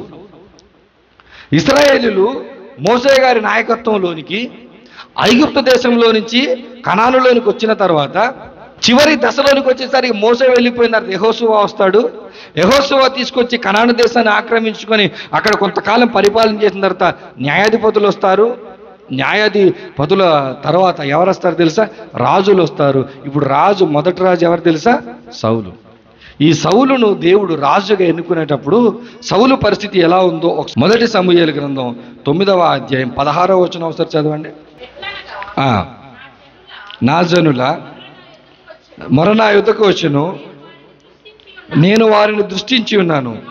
కాగా ఫిలిస్తీన్ల చేతిలో నుండి నా జనులను విడిపించుటకు నా జనులైన ఇశ్రాయేలీయుల మీద వానిని అధికారినిగా అభిషేకించుటకు గాను రేపు ఈ వేళకు నేను బెన్యామీను దేశంలో నుండి ఒక మనుష్యుని నీ యొద్దకు రప్పించుదును. సౌలు గురించి సమూయేలుతో దేవుడు మాట్లాడుతూ సమూయేలు చెప్తున్నాడు, సమూయేలు నేను ఒక రాజును అభిషేకిస్తున్నాను, ఆ రాజు నీ దగ్గరికి నేనే తీసుకొని వస్తాను. దేవుడే తీసుకొచ్చాడు. దేవుడు తీసుకొచ్చి 20వ వచనంలో చెప్తా ఉన్నాడు. 20వ వచనంలో 3 దినముల క్రిందట తప్పిపోయిన నీ గార్ధబొమ్మలను గురించి విచారపడకము, అవి దొరికినవి. ఇశ్రాయేలీయుల అభిష్టము ఎవరి యందున్నది? నీ యందును నీ తండ్రి ఇంటి వారి యందును కదా అని సమూయేలు అంటున్నాడు సౌలుతో. సౌలు, దేవుడు నిన్ను ఇష్టపడుతున్నాడు. దేవుడు నీ కుటుంబాన్ని, ఇశ్రాయేలీయులు ఎన్ని వేల కుటుంబాలు ఉన్నాయండి, అన్ని వేల కుటుంబాలు ఎవరి మీద పడింది తెలుసా? దేవుడికి చూపు సౌలు మీద పడిందంటే మరి చూడండి, సౌలు యొక్క ఆధిక్యత, సౌలు యొక్క కుటుంబం యొక్క ఆధిక్యత ఎంత బాగుందో. అయితే సౌలు మాట్లాడుతూ, అందుకు సౌలు నేను బెన్యామీయుడనను కానా, నా గోత్రము ఇశ్రాయేలీయుల గోత్రములో స్వల్పమైనది. 12 గోత్రాలలో మాది చిన్న గోత్రం. ఎవరిది? సౌలు. తర్వాత ఆయన అంటాడు, నా ఇంటివారు బెన్యామీను గోత్రపు ఇంటివారందరిలో, చూసారా, గోత్రంలో నా గోత్రం చిన్నది. ఈ చిన్న గోత్రంలో ఉన్న కుటుంబాలన్నిటిలో కూడా నా కుటుంబం చాలా చిన్నది. నువ్వేంటయ్యా బాబు ఈ 12 గోత్రాలను పరిపాలించే వ్యక్తిగా దేవుడు నిన్ను అభిషేకించిన నన్ను అంటున్నావు అని చెప్పి ఎవరు ఆశ్చర్యపోతున్నారు తెలుసా? సౌలు గారు ఆశ్చర్యపోయాడు. మన జీవితాలను కూడా చూసినప్పుడు, మన పరిస్థితులు కూడా చూసినప్పుడు, దేవుడు మనల్ని ప్రేమించి, దేవుడు మనల్ని రక్షించి, ఈ ధన్యతలోనికి తీసుకొచ్చి దీవెనలను ఇస్తూ మనలా మీరు శపించి పాడకూడదు, సాతాను మీ దగ్గరికి రాకూడదు అని అంటే, ఇదిగో మీరు జాగ్రత్తగా ఉండండి అని వాక్యాన్ని మనకిచ్చి, బోధకుడిని మనకిచ్చి, సంఘాన్ని మనకిచ్చి దేవుడు కాపాడుతున్నప్పుడు మనం ఏమనుకోవాలి? ప్రభువా, ఎంత చిన్న కుటుంబం. ఈ కుటుంబం పట్ల ఏముంది? ఈ కుటుంబం పట్ల నీ యొక్క దృష్టి ఉంది. చూడండి, బాగా వినండి. దేవుడు మనల్ని ప్రేమించి, దేవుడు మనల్ని దృష్టి ఉంచి, మనల్ని ఆయన ఎంతైతే అల్పస్థానంలో ఉండాల్సిన మనల్ని గొప్ప స్థానంలో తీసుకెళ్లాలనుకుంటున్నాడు, ఇంకో కోణంలో సాతాను కూడా మన మీద, దేవునికి సౌలు మీద దృష్టి ఉంది, సాతానుకు కూడా సౌలు మీద దృష్టి ఉంది. ఇప్పుడు ఏం జరుగుతుందో చరిత్రను చూద్దాం. ఇప్పుడు రాజు అయిన తర్వాత సౌలు ప్రధానంగా 3 తప్పులు చేశాడు. ఎన్ని తప్పులు చేశాడు? 3. మొదటి తప్పు చూద్దాం, ఏం చేశాడు చూడండి. సమూయేలు మొదటి గ్రంథం 13వ అధ్యాయం 12వ వచనం. ఇంకను యెహోవాను శాంతిపరచక మునుపు ఫిలిస్తీయులు గిల్గాలునకు వచ్చి నా మీద పడుదురనుకొని నా అంతట నేను సాహసించి దహనబలి, యుద్ధానికి వెళ్ళే ముందు దహనబలి నడిపించాలి. సమూయేలు రావడానికి సమయము లేట్ అయింది. ఇప్పుడు సౌలు ఏం చేశాడు తెలుసా? ఇదిగో సమూయేలు రావడానికి సమయం లేట్ అయింది, ఈ ఫిలిష్తీయుల సైన్యం చూస్తే దగ్గరికి వచ్చేస్తుంది, యుద్ధం ఇప్పుడు నా దగ్గరకు వచ్చేస్తుంది, కాబట్టి ఇప్పుడు నేను యుద్ధానికి వెళ్ళాలి. కాబట్టి ఏం చేశాడంట? యాజకుడు చేయాల్సిన పని ఏం చేసేసాడు. అంటే కొన్నిసార్లు చూడండి, దేవుడు మనకు ఒక పని చేయమంటాడు, మనం తిన్నగా ఉండం, మన బుద్ధి వంకర బుద్ధి, మనం చేయమన్న పని చేయకుండా పక్కన వాళ్ళ పని మనం చేయాలి. మన కుటుంబాన్ని మనం చూసుకోకుండా పక్కనోడు కుటుంబాన్ని గురించి మనం ఏం చేస్తుంటాం? ఆలోచిస్తుంటాం. ఇప్పుడు దేవుడు రాజుగా నిన్ను అభిషేకించాడు, యుద్ధానికి నువ్వు వెళ్ళాలి. సమూయేలు వస్తాడు, సమూయేలు వచ్చి దహన బలి అర్పిస్తాడు, ఆ తర్వాత యుద్ధానికి వెళ్ళాల్సింది పోయి ఈయన ఏం చేశాడు తెలుసా? దేవుడు నన్ను ఎన్నుకున్నాడు కాబట్టి, దేవుడు నన్ను ప్రత్యేకపరుచుకున్నాడు కాబట్టి, దేవుడు నన్ను అభిషేకించాడు కాబట్టి నేను ఏం చేసినా దేవుడు చూస్తాడేమో అని చెప్పి ఏం చేశాడు తెలుసా? కళ్ళు నెత్తికెక్కి ఏం చేశాడు తెలుసా? దహన బలి అర్పించాడు.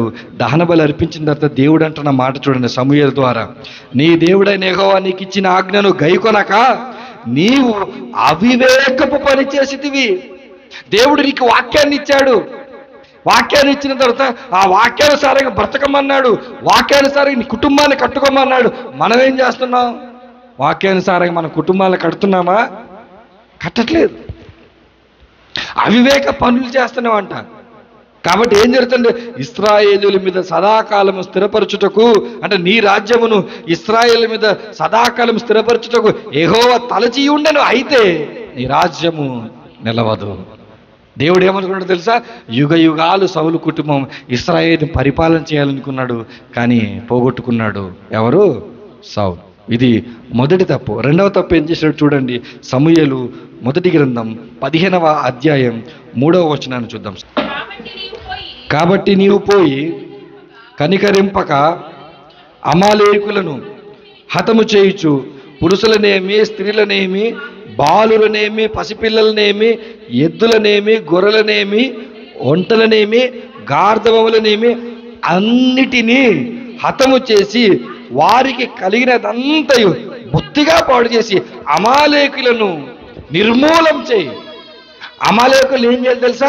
అసలు భూలోకంలో అమాలేకీయులు ఉండడానికి వీలు లేదు, వారి సొత్తు ఉండడానికి వీలు లేదు, మొత్తాన్ని నాశనం చేయమంటే ఏం చేశాడు తెలుసా సౌలు? 9వ వచనంలో చూడండి. సౌలును జనులను కూడి అగగును గొర్రెలలోను ఎడ్లలోను క్రొవ్విన గొర్రె పిల్లలు మొదలైన వాటిలోను మంచి వాటిని నిర్మూలము చేయక కడగా నుంచి పనికిరాని నీచ పశువులన్నిటిని ఏం చేశారంట? నిర్మూలము.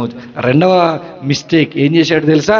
దేవుడు పూర్తిగా నాశనం చేయమంటే పూర్తిగా నాశనము చేయలేదు. అంటే రెండోసారి దేవుడు మాట విన్నాడా సౌలు? మొదటిసారి వినలేదు, రెండవసారి వినలేదు, మూడవ తప్పు ఏం చేశాడు చూడండి. సమూయేలు గ్రంథం, మొదటి సమూయేలు గ్రంథం 22వ అధ్యాయం 18వ వచనం చూడండి. నీవు నా యాజకుల మీద పడుమని చెప్పెను. అప్పుడు ఎదోమీయుడైన దోయేగు యాజకుల మీద పడి ఏఫోదు ధరించుకునిన 85 ఆ దినమున ఇంకేం చేశాడు తెలుసా? యాజకులను చంపించాడు. ఎవరు? సౌలు. దేవుడు అనుకున్న సౌలు, దేవుడు అనుకున్న కుటుంబంలో వచ్చిన రాజు 3 తప్పులు చేశాడు.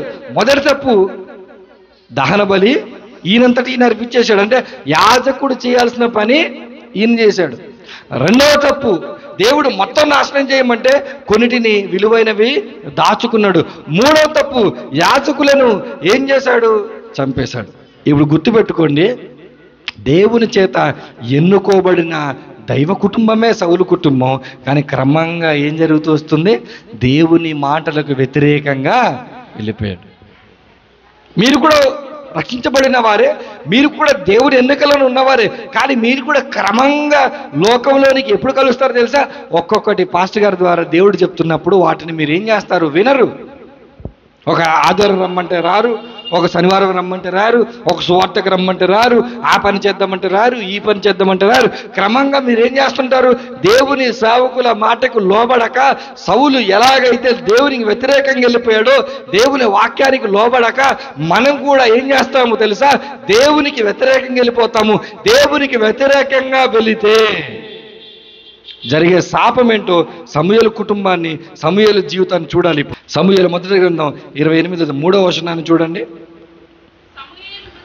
సమూయేలు చనిపోయాడు.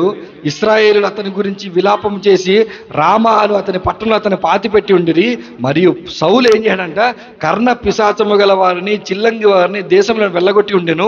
ఇప్పుడు ఫిలిస్తీయులు దండెత్తి వచ్చి శూన్యములు దిగగా సౌలు ఇశ్రాయేలులందరినీ సమకూర్చెను. వారు గిల్బోవలో దిగిరి. సౌలు ఫిలిస్తీయుల దండును చూచి మనస్సునందు భయకంపమునుంది.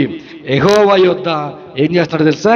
ప్రార్థన. ప్రభువా, సమూయేలు లేడు, సైన్యం యుద్ధం చేయడం నా దగ్గరకు వచ్చింది, సైన్యాన్ని చూస్తే నాకు భయం వేస్తుంది, ఇప్పుడు ఏం చేయాలని సౌలు ఏం చేస్తున్నాడు తెలుసా? ప్రార్థన. బాగా వినాలా మేము మాట. మన కుటుంబాలు దేవుని వాక్యాలు వినకుండా, దేవుని వాక్యాలు పాటించకుండా, దేవునికి వ్యతిరేకమైన పనులు చేసి కష్టం వచ్చినప్పుడు దేవుని దగ్గరికి వచ్చి ప్రార్థన చేస్తే దేవుడు ఏం చేస్తాడో తెలుసా? సౌలుతోనంట స్వప్నము ద్వారా నైనను, ఊరీము ద్వారా నైనను, ప్రవక్తల ద్వారా నైనను ఏమీ సెలవీయక నుండెను. సౌలుతో దేవుడు మాట్లాడటం కట్ చేసేశాడు. సౌలుతో దేవుడు మాట్లాడటం మానేశాడు. ఎందుకు ఈ పరిస్థితి వచ్చిందంటే ఒకే ఒక కారణం ఏంటయ్యా అంటే దేవుని మాటలకు లోబడి. ఇప్పుడు మీరు బాగా ఆలోచించండి. ఇష్టపడిన కుటుంబంతో దేవుడికి ఏమైంది? సంబంధము పోయింది. 12 గోత్రాలలో చిన్న గోత్రం, ఆ గోత్రంలో ఉన్న కుటుంబాలలో చిన్న కుటుంబం అయినా సరే వారిలో నుంచి ఒక ఆయన తీసుకొచ్చి రాజు చేస్తే, ఈ రాజు చేసిన తప్పుల వలన దేవునికి, ఆ కుటుంబానికి, దేవునికి, సౌలుకు మధ్య ఉన్న సంబంధం ఏమైందంటే కట్ అయిపోయింది. అంటే ఇందాక మనం ఇర్మియాలో చదివాం కదా, ఏం చేసాం మనం? తమ హృదయములో నుంచి దేవుని తొలగించుకున్నవాడు ఏమవుతాడంట? శాపగ్రస్తు. ఇప్పుడు సౌలు ఏమైపోయాడు? శాపగ్రస్తుడాడు. శాపం ఏంటో తెలుసా సౌలుకు? 15వ వచనంలో ఈయన మాట్లాడుతున్నాడు, సమూయేలు మాట్లాడుతున్నాడు. 15వ వచనంలో సమూయేలు నన్ను పైకి రమ్మని నువ్వు ఎందుకు తొందర పెట్టి తిని సౌలుని అడగగా సౌలు మాట్లాడుతున్నాడు, నేను బహుశ్రమలో ఉన్నాను, ఫిలిస్తీయులు నా మీదికి యుద్ధంలోనికి రాగా దేవుడు నన్ను ఎడబాసి, దేవుడు నన్ను వదిలేసి, దేవుడు నన్ను విడిచిపెట్టి ప్రవక్తల ద్వారానైనను, స్వప్నముల ద్వారానైనను నాకేమీ సెలవీకున్నాడు. కాబట్టి నేను చేయవలసిన దానిని నాతో తెలియజెప్పుటకే నిన్ను పిలిపించి తిని. అప్పుడు సమూయేలు అంటున్నాడు, యెహోవా ఎడబాసి నీకు పగవాడు కాగా. మన కుటుంబానికి ఒకవేళ దేవుడు పగవాడైతే నన్ను అడుగుట వలన ప్రయోజనం ఏంటయ్యా? యెహోవా తన మాట తన పక్షంగా నెరవేర్చున్నాడు. నా ద్వారా ఆయన సెలవిచ్చినట్టు నీ చేతి నుండి రాజ్యమును తీసి నీ పొరుగువాడైన దావీదుకు దానినిచ్చి ఉన్నాడు. ఏం కోల్పోయాడు తెలుసా? ఇప్పుడు రాజ్యం కోల్పోయాడు. బాగా వినాలి. సౌలు ఏం కోల్పోయాడు? రాజ్యం కోల్పోయాడు. రాజ్యం ఎలా వచ్చింది? దేవుడి ద్వారా. మనం కూడా దేవుడి మాట వినకపోతే ఏం కోల్పోతాం తెలుసా? మొదట కుటుంబాన్ని కోల్పోతాం. కుటుంబాన్ని కోల్పోవటం అంటే అందరూ ఉంటారు, అమ్మ ఉంటుంది, నాన్న ఉంటుంది, భార్య, భర్త, పిల్లలు అందరూ ఉంటారు. కానీ అక్కడ ఏముంటుంది తెలుసా? సఖ్యత ఉండదు. ఏదో ఉన్నామంటే, బతుకుతున్నామంటే నాకు భార్య, నాకు పిల్లలు, మాకు అత్తమామ, నాకు అమ్మ నాన్న. ఎందుకు బతుకుతున్నాము? మనకు ఎందుకు? ఈ కారణం ఎందుకు వచ్చింది? నీవు దేవుని మాట వినకపోవటం, దేవుని మాట పాటించకపోవటం. ఇప్పుడు సమూయేలు అంటున్నాడు రాజ్యం నీకు పోద్ది. అంతటి తాగలేదు సౌలు మీద ఉన్న శాపం. సమూయేలు చచ్చిపోయాడు.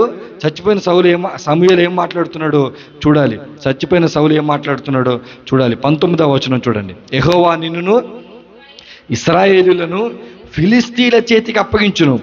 యెహోవా ఇశ్రాయేలుల దండును ఫిలిస్తీయుల చేతికి అప్పగించును. రేపు నీవును నీ కుమారులను నాతో కూడా. అంటే దాని అర్థం ఏంటి? సౌలు రేపు నువ్వు చచ్చిపోతావు. ఇప్పుడు ప్రపంచంలో ఎవ్వడికి లేని గొప్ప అవకాశం ఎవరికి వచ్చింది తెలుసా? సౌలుకు వచ్చింది. ఎప్పుడు చచ్చిపోతాడో డేటు సౌలుకు తెలుసు. ఎవరితో చచ్చిపోతాడంట? కొడుకులతో కూడా. ఇప్పుడు మీరు చెప్పండి, మనం పోతే పర్వాలేదు తల్లిదండ్రులే, మనతో పాటు మన పిల్లలు కూడా చచ్చిపోతున్నారంటే ఆ రోజు మనం చచ్చిపోతాం. సౌలుకు తెలుసు, రేపు నేను చనిపోతాను. ఎలా చనిపోతాను? నేను చచ్చిపోతాను, నా కొడుకులు కూడా, నేను చచ్చిపోతాను, నా కొడుకులు కూడా. అది 31వ అధ్యాయం వచ్చేసరికి, సమూయేలు 31వ అధ్యాయం వచ్చేసరికి జరిగి 31వ వచనం మొదటి వచనం చూస్తున్నాను.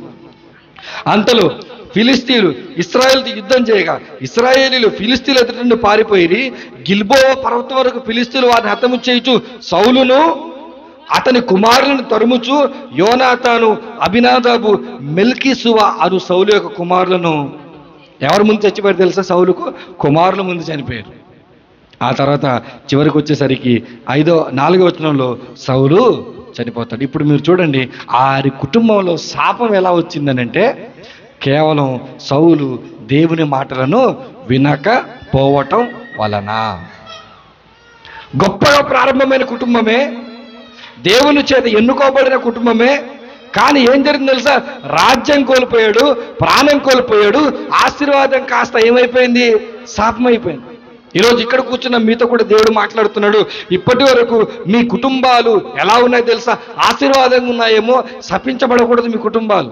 మీ కుటుంబాలు ఏమో కడ వరకు కూడా ఆశీర్వాదంతోనే ఉండాలి. అంతేగాని సౌలు కుటుంబంలాగా ప్రారంభంలో అహో ఓహో అనుకొని చెప్పి చివరికి వచ్చేసరికి కొడుకులు చచ్చిపోయి ఆయన చచ్చిపోయి అలాంటి శాపకరమైనటువంటి జీవితాలు మనకు రాకూడదు. సౌలు జీవితంలో జరిగినటువంటి 3 తప్పిదాలు చూడండి. 3 తప్పిదాలకు కారణాలు ఏంటో తెలుసా? ఒకటి, అహం. సౌలుకు దహన బలి అర్పించేటప్పుడు సమూయేలు వచ్చేదాకా ఎదురు చూడలేపాడు. నేను వెయిట్ చేయాలా? ఎవరి కోసం? సమూయేలు కోసం. యుద్ధం వచ్చేస్తుంది, నేను వెళ్ళి గెలవాలి, నేను రాజును, నేను వెళ్ళి యుద్ధం చేయాలి, దహన బలి. అహం ఏం చేసింది తెలుసా? శాపాన్ని తీసుకొచ్చింది. సౌలు చేసినటువంటి 2వ పొరపాటు ఏంటో తెలుసా? నా ఇష్టం. ఏమంటాడు తెలుసా? 2వ తప్పిదం ఏం చేశాడు ఆయన? ఆయన చేసిన ఇష్టమైనవి. అక్కడ దేవుడు అన్నిటినీ నాశనం చేయమంటే కొన్ని సెలెక్టెడ్ ఇష్టమైనవి, మంచి గొర్రెలను, మంచి వాటినన్నీ పక్కన పెట్టుకున్నాడంట. అంటే నా ఇష్టం, నేనేం చేస్తాను? నా ఇష్టమైనవి పక్కన పెట్టుకుంటాను, అది నా ఇష్టం. దేవుడు నాకు చెప్పాడు కానీ నా ఇష్టం వచ్చింది. కొంచెం ఏం తీసుకొచ్చింది? నా ఇష్టం శాపాన్ని తీసుకొచ్చింది. నన్ను ఎవ్వడు కంట్రోల్ చేయలేడు అనుకున్నాడు. యాజకులను చంపటం ఏంటండి? అదే దావీదుకు సౌలుని చంపే సందర్భం వచ్చినప్పుడు దావీదేమంటాడు? నువ్వు అభిషేకించబడిన వాడివి కాబట్టి నేను నిన్ను ముట్టుకొని అన్నాడు. ఈయనేం చేశాడు? యాజకులు అభిషేకం పొందిన 86 మందిని ఈయన చంపించేశాడు. దానికి కారణం ఏంటో తెలుసా? నన్ను ఎవడు కంట్రోల్ చేయలేడు, నేను రాజుని. ఇప్పుడు మీరు బాగా ఆలోచించండి. ఎన్నుకోబడిన కుటుంబమే, కొన్ని అవలక్షణాలు వచ్చాయి మనకు కూడా. ఈ అవలక్షణాలు ఏ అవలక్షణాలు తెలుసా? ఈ అహం. మనం కూడా అహంతో ఉంటాం, మనం కూడా నా ఇష్టం అంటాం, మనం కూడా నన్ను ఎవడు ఆపుతాడు, నా ఇష్టం వచ్చింది నేను చేసుకుంటాను, నన్ను ఎవలేడు ఆపలేడు అంటాం. ఈ అవలక్షణాలు సౌలుకి ఎక్కడి నుంచి వచ్చింది? అది నా ప్రశ్న. దేవుడు ఎన్నుకుంటే, దేవుడు రాజుని చేస్తే అంత ఆధిక్యత. అంటే దేవుడు ఎన్నుకున్నాడంటే అందరిలో మరి సౌలు మంచోడా కాదా? అతని కుటుంబం మంచిదే కాదా? ఈ అవలక్షణాలు ఎక్కడి నుంచి వచ్చాయి? ఎక్కడి నుంచి వచ్చాయి? సాతాను దగ్గర నుంచి వచ్చాయి. ఇప్పుడు సాతాను ఎప్పుడైతే సౌలు దగ్గరికి ఎంటర్ అయ్యాడో ఈ అవలక్షణాలన్నిటినీ, ఈ దుర్బుద్ధి అంతా, చెడ్డ బుద్ధి అంతా ఇదిగో స్పష్టంగా చూపించాడు. తను శాపగ్రస్తుడయ్యాడు, కుటుంబం కూడా శపించబడింది. ఈ 3 అవలక్షణాలు సాతాను దగ్గర నేను చూపిస్తాను. రండి ఆదికాండంలోనికి మనం వెళ్దాం. ఆదికాండంలోనికి వెళితే ఎంత చక్కగా హవ్వమ్మను మోసం చేసి తన బుద్ధిని బయట పెట్టాడో. ఆదికాండము 3వ అధ్యాయము 5వ వచనము. ఆదికాండం 3వ అధ్యాయము 5వ వచనం. ఎలయనగా మీరు వాటిని తినదినమున మీ కనులు తెరవబడిననియు మీరు మంచి చెడ్డలను ఎరిగిన వారే దేవతల వలె ఉందిరనియు దేవునికి తెలియనని చెప్పగా. ఇప్పుడు సాతానుకున్న లక్షణాలన్నిటిని 3 లక్షణాలు తీసుకొచ్చాడు. ఏంటి తెలుసా? మొట్టమొదటిది, మీ కన్నులు తెరవబడతాయి. అంటే దాని అర్థం ఏంటో తెలుసా? అహం ఎప్పుడైతే మన దగ్గరకు వస్తుందో, నేను అనే స్వభావం ఎప్పుడైతే మన దగ్గరకు వస్తుందో మనకు వచ్చేదంటే తెలుసా? కళ్ళు నెత్తికి ఎక్కుతాయి. మీ కళ్ళు తెరవబడతాయి. హవ్వ అంటే ఇప్పుడు దాకా వాళ్ళు గుడ్డోలని కాదు, వాళ్ళ కళ్ళు నెత్తికెక్కాయి. దేవుడు చెప్పిన మాట వినకుండా పొగరొచ్చింది. హవ్వకొచ్చింది, సౌలుకొచ్చింది, నీకు కూడా నీ కళ్ళు గారు ఎప్పుడైనా నెత్తికెక్కాయి అనుకోండి, ఓవర్ యాక్షన్ చేసావు అనుకో దేవుని దగ్గరకు వచ్చి, పొగరుగా నీకు వచ్చిందనుకో దేవుని దగ్గరకు వచ్చి, అది ఎవడి లక్షణం? సాతాను లక్షణం నీలో కనబడుతుంది. కళ్ళు నెత్తికెక్క ఇస్కరియోతు యూదాకి ప్రభువుతోనే ఉన్నాడు, పరిచర్య చూస్తున్నాడు, కళ్ళు నెత్తికెక్కాయి, తప్పు చేశాడు. కళ్ళు నెత్తికెక్కాయి పేతురుకు, అహం అడ్డొచ్చింది, ప్రభా నువ్వు ఉన్నపోతే ఎలాగా, నువ్వు చావడానికి వీల్లేదు. కళ్ళు నెత్తికెక్కిన దావీదుకు, నేను దావీదును, నేను శాసనం ఇస్తే లెక్కెట్టాల్సిందే అన్నాడు, లెక్కెట్టాడు, మొత్తం శాపాన్ని తీసుకొచ్చాడు. కళ్ళు నెత్తికెక్కాయి ఒక సందర్భంలో యోబు కూడా, నేను భక్తిపరుని అనుకున్నాడు, ఏమొచ్చింది? శాపం తన మీదకి వచ్చింది, కుటుంబం మీద. మీరు జాగ్రత్తగా ఆలోచించండి, మన కళ్ళు నెత్తికి ఎక్కకూడదు, ఎప్పుడు మన దగ్గర అహం ఉండకూడదు. అందుకు ప్రభు అన్నాడు, మీరు నా శిష్యులు అవ్వాలంటే మిమ్మల్ని మీరు ఉపేక్షించుకోవాలి, తన్ను తాను తగ్గించుకోవాలి, తగ్గింపుతో ఉండాలి. ఒకవేళ తగ్గించుకోలేదా, ఉపేక్షించుకోలేదా, అది ఎవడి అవలక్షణం అంటే సాతాను అవలక్షణం. అదేం చేశాడంటే నెమ్మదిగా ఆదాము కుటుంబంలోనికి ప్రవేశింపజేశాడు. ఆదాము కుటుంబంలోనికి అహం ఎంటర్ అయింది. అది ఇప్పటి వరకు మన కుటుంబాల్లో కూడా కొనసాగుతూనే ఉంది. కళ్ళు నెత్తికెక్కే ఏం చేశారు వీళ్ళు? కళ్ళు నెత్తికెక్కిన తర్వాత ఏం చేశారు చూడండి. తర్వాత మీరు మంచి చెడ్డలను ఎరిగిన వారే. ఇప్పుడు వీళ్ళకి మంచి తెలుసు, చెడు కూడా. ఇప్పుడు ఈ మంచి చెడు తెలిసిన తర్వాత వీళ్ళకి ఏం పని చేస్తుంది? ఇష్టం పని చేస్తుంది. ఇప్పుడు నా ఇష్టం, మంచినైనా ఎన్నుకుంటాను, చెడునైనా ఎన్నుకుంటాను. ఇప్పుడు మంచినైనా ఎన్నుకుంటాను, చెడునైనా ఎన్నుకుంటాను అనే అవకాశం ఉన్న దేన్ని ఎక్కువ ఎన్నుకుంటాం? మనం చెడునే ఎన్నుకుంటాం. ఎందుకంటే ఎప్పుడైతే నా ఇష్టం వచ్చిందో అక్కడ మనం మంచిని చూడలేము. నా ఇష్టం ఎప్పుడైతే ప్రవేశించిందో అక్కడ మనం మంచిని చూడలేం. అక్కడ ఖచ్చితంగా సాతాను ప్రవేశించి నీ ఇష్టం ఎప్పుడైనా లోకానుసారంగా ఉంచుతాడు తప్ప దైవానుసారంగా ఉంచాడు. ఇప్పుడు ఏమైందంటే అహం వచ్చింది, నా ఇష్టం వచ్చింది. వీళ్ళు అంటున్నారు నేను దేవతలు అయిపోతానంటే ఏంటి? నా పైన యజమానుడికి ఎవడు ఉండడు, నేనే యజమానుడిని. నేను దేవుడిని అయిపోతే ఇంకా నా మీద దేవుడేముంటాడు? ఇప్పుడు ఈ మూడు అవలక్షణాలు హవ్వకు బాగా నచ్చాయి. ఒకటి అహం, ఏంటి? కళ్ళు నెత్తికెక్కే. రెండవది నా ఇష్టం, నేను ఏం చేయాలన్నా చేసుకోవచ్చు. మూడోది యజమాని ఎవడు నాకు ఉండడు, నాకు ఇష్టం వచ్చినట్టుగా నేను ఉండొచ్చు. మన కుటుంబాలు పాడైపోవడానికి గల ముఖ్యమైన కారణాలే. ఆదాము కుటుంబం ఎలాగైతే ఈ మూడు కారణాల వల్ల నాశనం అయిపోయిందో, సౌలు కుటుంబం ఎలాగైతే ఈ మూడు కారణాల వల్ల నాశనం అయిపోయిందో, మన కుటుంబాలు కూడా అలానే నాశనం అయిపోతాయి. ఎప్పుడు తెలుసా? ఈ మూడు అవలక్షణాలు మన కుటుంబంలోనికి వస్తాయి. ఇప్పుడు ఈ మూడు లక్షణాలు సాతాను మన దగ్గరికి రాకుండా ఉండాలంటే మన దగ్గర ఏముండాలి? వాక్యం ఉండాలి. ప్రభు పాడవలేదే, ప్రభు పోరాటం చేశాడు, ప్రభు ఎదుర్కొన్నాడు సాతాన్ని. వాడు అవలక్షణాలు తీసుకొచ్చి ప్రభు దగ్గర ఇంజెక్ట్ చేసే ప్రయత్నం చేశాడు. నీవే దేవుని కుమారుడు అయితే అహాన్ని తీసుకొచ్చాడు. నువ్వు ఇదిగో దూకన్నాడు, రొట్టెల్ని చేయమన్నాడు, రకరకాల ప్రయోగాలు చేశాడు. ఎన్ని అవలక్షణాలు తీసుకొచ్చినా ప్రభు దాన్ని ఏమాత్రం కూడా పట్టించుకోలేదు. అదే నేర్పించి వెళ్ళిపోయాడు ఆయన. ఇదిగో మీరు తగ్గించుకొని ఉండండి, మీకు యజమాని ఉండాలి, మీ ఇష్టం కాదు, మీ ఇష్టం ఇక నుంచి పోయింది, ఇప్పుడు నా ఇష్టం మీలో ఉండాలి. ఆ మూడు లక్షణాలు నేర్పించాడు. ఆ నేర్పించే లక్షణాలను పట్టుకుంటే మనమేమవుతుందో తెలుసా? మన కుటుంబాలతో ఆశీర్వాదంలోనే కొనసాగుతాం. లేని ఎడల మనం ఏం చేస్తాం? శాపాన్ని కొని తెచ్చుకుంటాం. ఈరోజు ఆ కుటుంబాలు ఎలా ఉన్నాయో, ఈరోజు క్రైస్తవ కుటుంబాలు కూడా ఎలా ఉన్నాయో నేను చూపించి నేను ముగింపులోని తీసుకెళ్తాను. అహం కళ్ళు నెత్తికెక్కితే ఏం జరిగిందో ఒకసారి కొరింథీయులకు రాసినటువంటి మొదటి పత్రిక 5వ అధ్యాయము 1వ వచనాన్ని చూడండి. మీలో జారత్వం ఉన్నదని వదంతి కలదు, మీలో ఒకడు తన తండ్రి భార్యను ఉంచుకున్నాడంట. కొరింథీయులకు ఉన్నటువంటి కళ్ళు నెత్తికెక్కింది ఆ తరం. అందుకే బైబిల్ రాయబడింది కళ్ళు నెత్తికెక్కిన తరము కలదు. వీళ్ళకి వావి వరుసలు ఉండవు, అక్రమ సంబంధాలు ఉంటాయి. ఏం చేయాలంటే తెలుసా? ఒకడు తన తల్లి భార్యనంటే వరుసకు పెద్దమ్మ పిన్నవుతుందో ఆమెతో తప్పు కార్యక్రమం చేసేటువంటి పరిస్థితి కొరింథీ సంఘంలోనికి వచ్చిందంట. ఇది ఎలా వచ్చిందిరా బాబు? మనుషుల్లో ఇంత దుర్మార్గత ఎలా వచ్చింది? అసలు ఏంటి? చిన్న చిన్న పిల్లల్ని అత్యాచారాలు చేస్తూ ఉన్నారు, అక్రమ సంబంధాలు పెట్టుకుంటున్నారు, చంపేస్తున్నారు, రేపులు చేసి. ఎలా వస్తుందిరా ఇది అని అంటే ఎందుకు రాదు? దీన్ని తీసుకొచ్చినోడు ఒకడు ఉన్నాడు. ఎవడాడు?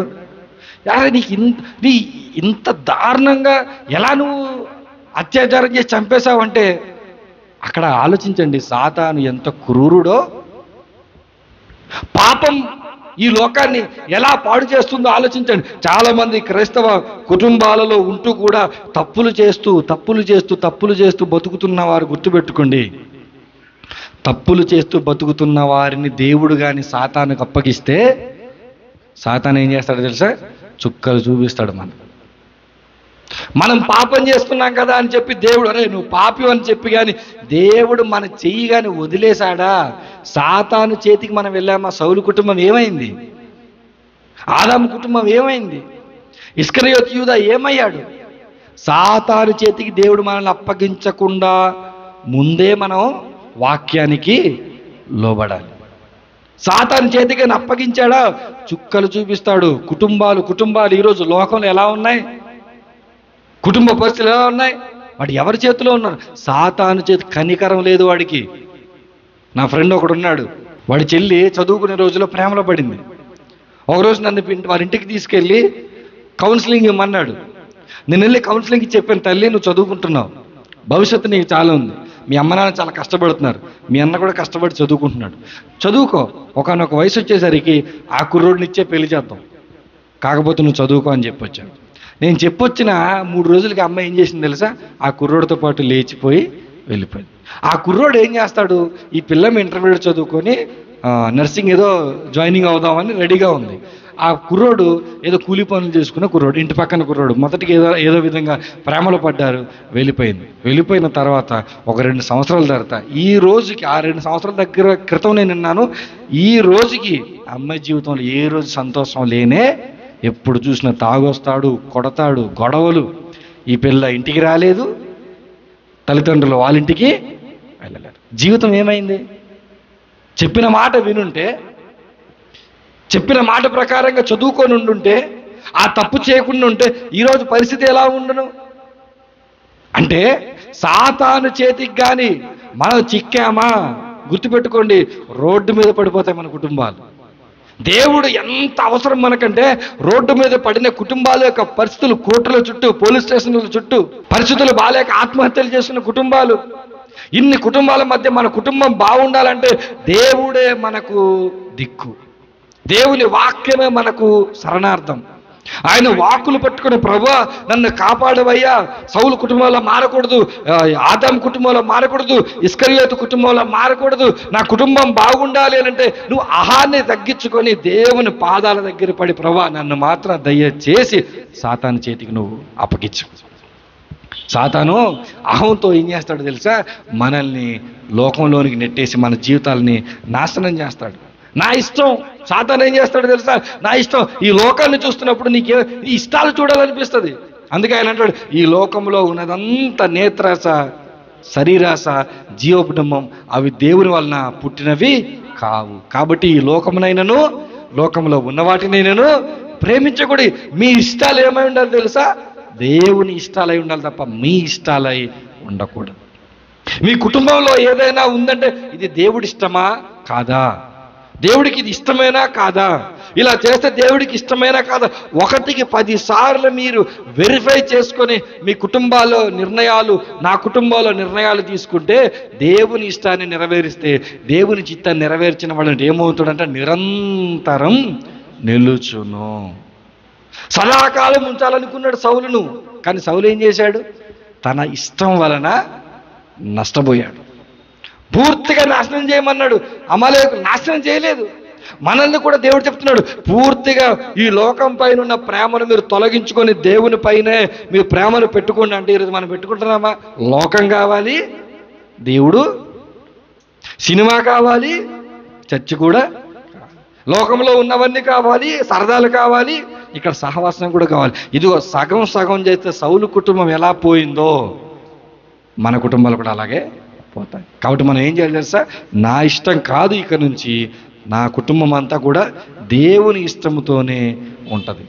తర్వాత ఇది యజమానుడి ఉండడు నీకు అని చెప్తే హవ్వ నేను దేవతను అయిపోతాను అనుకుంది. యజమానుడు లేకపోతే ఏంటి పరిస్థితి? మనం యజమానుడి గురించి వచ్చింది కాబట్టి 3 విషయాలు చెప్తాను బాగా. 3 రకాల యజమానత్వం కింద మనం ఉండాలి. ఎన్ని రకాలు? 3 రకాల యజమానత్వం మన కింద మనం ఉండాలి. అంటే 3 రకాల యజమానులు ఉండాలి.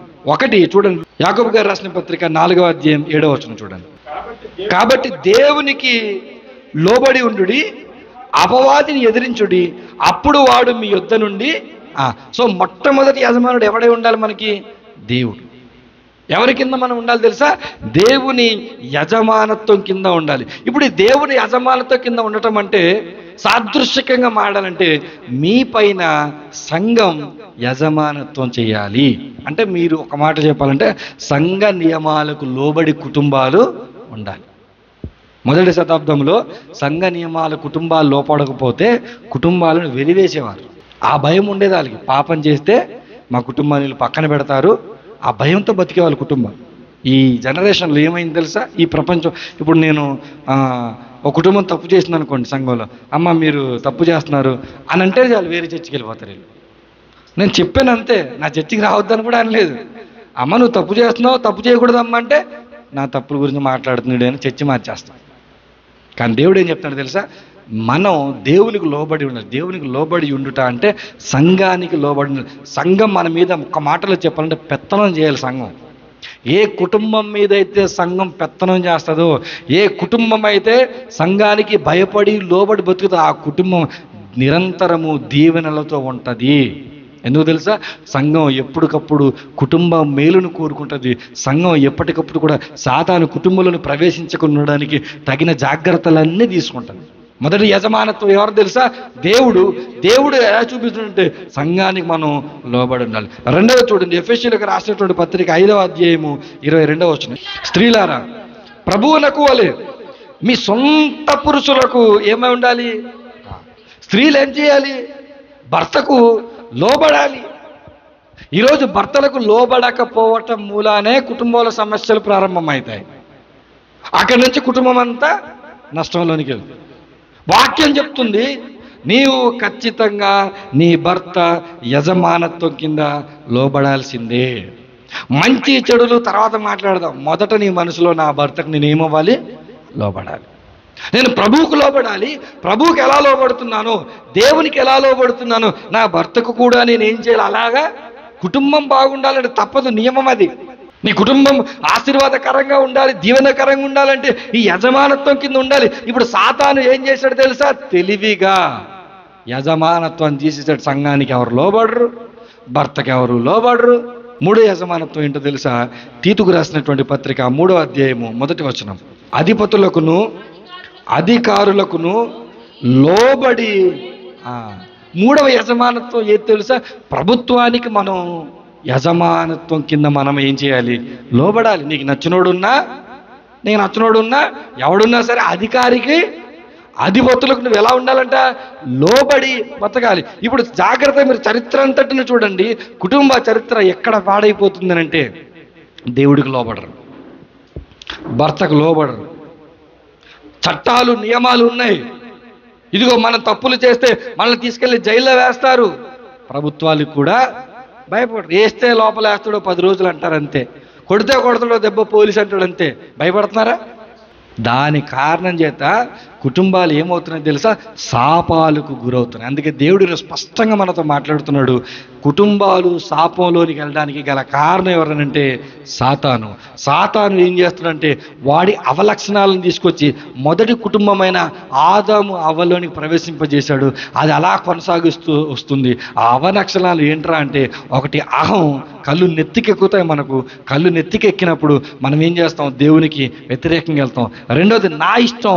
నా ఇష్టమైనప్పుడు దేవుని వ్యతిరేకంగా వెళ్ళిపోతాం. మూడోది నన్నెవడు ఆపుతాడు, నన్నెవడు కంట్రోల్ చేయడు, నాకెవడు యజమానుడు లేడు అన్నప్పుడు మనం గది తప్పి మనం దేవుని వ్యతిరేకంగా వెళ్ళిపోతాం. అలా వెళ్ళిన కుటుంబం ఏమైంది తెలుసా? నాశనం అయిపోయింది. ఎవరి కుటుంబం? సౌలు గారి కుటుంబం. సౌలు గారి కుటుంబం దేవుని దృష్టిలో ఎంత బాగుందో కడకొచ్చేసరికి దేవుడు మాట్లాడడం మానేసాడంట. అది ఎంత బాధ అండి. దేవుడే పట్టించుకో. పిలిచిన వాడే, ఎన్నుకున్నవాడే, అభిషేకించిన వాడే, ప్రత్యేకపరుచుకున్నవాడే, ఘనపరిచిన వాడే మాట్లాడడం మానేశాడు అంటే కారణం ఏంటి? సాతానును సౌలు తన జీవితంలో యాక్సెప్ట్ చేశాడు. ఈ సమయంలో దేవుడు నీతో నాతో మాట్లాడుతున్నాడు. ప్రభువు నిలబడ్డానికి కారణం దేవుని వాక్యం. ఈరోజు కుటుంబాలు కట్టబడాలి అనంటే, కుటుంబాలు నిలబడాలి అనంటే గుర్తుపెట్టుకోండి, వాక్యాన్ని జాగ్రత్తగా వినండి. వాక్యానుసారంగా మీ కుటుంబాలను మీరు కట్టుకోండి. ఇంకా అవసరమైతే మీ సేవకుని కుటుంబాల గురించి మాకు చెప్పండి అయ్యా, మా కుటుంబాలు ఎలా కట్టుకోవాలని అడిగి మరి కుటుంబాల విషయాలు మీరు తెలుసుకొని మీ కుటుంబాలు కట్టుకుంటే దేవుని దగ్గరికి వచ్చిన ఆశీర్వాదాలు మీరు పొందుకుంటారు. లేదంటే దేవుని దగ్గరికి వచ్చినా ఏంది పొందుకుంటారు? శాపాలే పొందు. అందుకే నేను అన్నాను, దైవిక కుటుంబాల్లో కూడా శాపాలు వస్తున్నాయి. కారణం ఏంటి? వాక్యం వినకపోవటం, వాక్యాన్ని ఎప్పుడైతే పాటించామో సాతాను రంగప్రవేశం చేస్తాడు. వాడు మొత్తం మన జీవితాలను రోడ్డు మీదకు లాగుతాడు. చెప్తున్నాను జాగ్రత్త, సాతాను ఏమాత్రం మంచోడు కాదు. ప్రతి కుటుంబాన్ని కూడా నాశనం చేయాలని కంకణం కట్టుకున్నాడు. కాబట్టి వాడి చేతుల నుంచి రక్షించబడాలంటే మనం దేవుని సన్నిధిలోకి వచ్చి దేవుని సహాయాన్ని మనం కోరుకోవాలి. అట్టి స్థితిలోనికి దేవుడు మన కుటుంబాలంతా నడిపించాలని మనస్ఫూర్తి కోరుకుంటూ తలలు వంచండి, ప్రార్థన చేసుకుని మనం ముగించుకుందాం. తండ్రి ప్రభువా నీకు వందనాలు. ఉదయకాలపు ఆరాధనలో మాతో మాట్లాడిన ఈ మాటలను బట్టి నీకు వందనాలు. మా కుటుంబాలను ప్రభా ఏ రీతిగా సాతాను ప్రభా మరి నాశనం చేయాలని చూస్తున్నాడో దాన్ని మీరు మాకు వివరింపజేశారు ప్రభా. తెలుసుకున్న ఈ విషయాలను బట్టి ప్రభా మా కుటుంబాలను మేము కట్టుకునేవారుగా, మా కుటుంబాలను నిలబెట్టుకునేవారుగా, మా కుటుంబాలలో ఆశీర్వాదాలు చూసే బిడ్డలుగా మేము ఉండినట్లుగా సహాయం చేయండి. సౌలు ఎలాగైతే నాశనం అయిపోయాడో అతని కుటుంబం ఎలా నాశనం అయిపోయిందో ప్రభా, అలా మేము ఉండకూడదు తండ్రి. మీరు ఏదైతే ప్రభా ధన్యతలు చెప్పారో ప్రభా మత్తయి సువార్త 5వ అధ్యాయంలో, ఆ ధన్యతలన్నీ నా కుటుంబానికి ఉండాలి. ఈ సంఘంలో ఉన్న ప్రతి కుటుంబానికి ఉండాలి ప్రభా. అటు రీతిగా మా కుటుంబాన్ని దీవించమని ఆశీర్వదించమని వేడుకుంటూ ప్రభుని ప్రేరక్షకుడైన యేసుక్రీస్తు నామం పేరిట ప్రార్థన అడుగుతున్నాను పరమ తండ్రి, ఆమేన్. అందరికీ వందనాలు.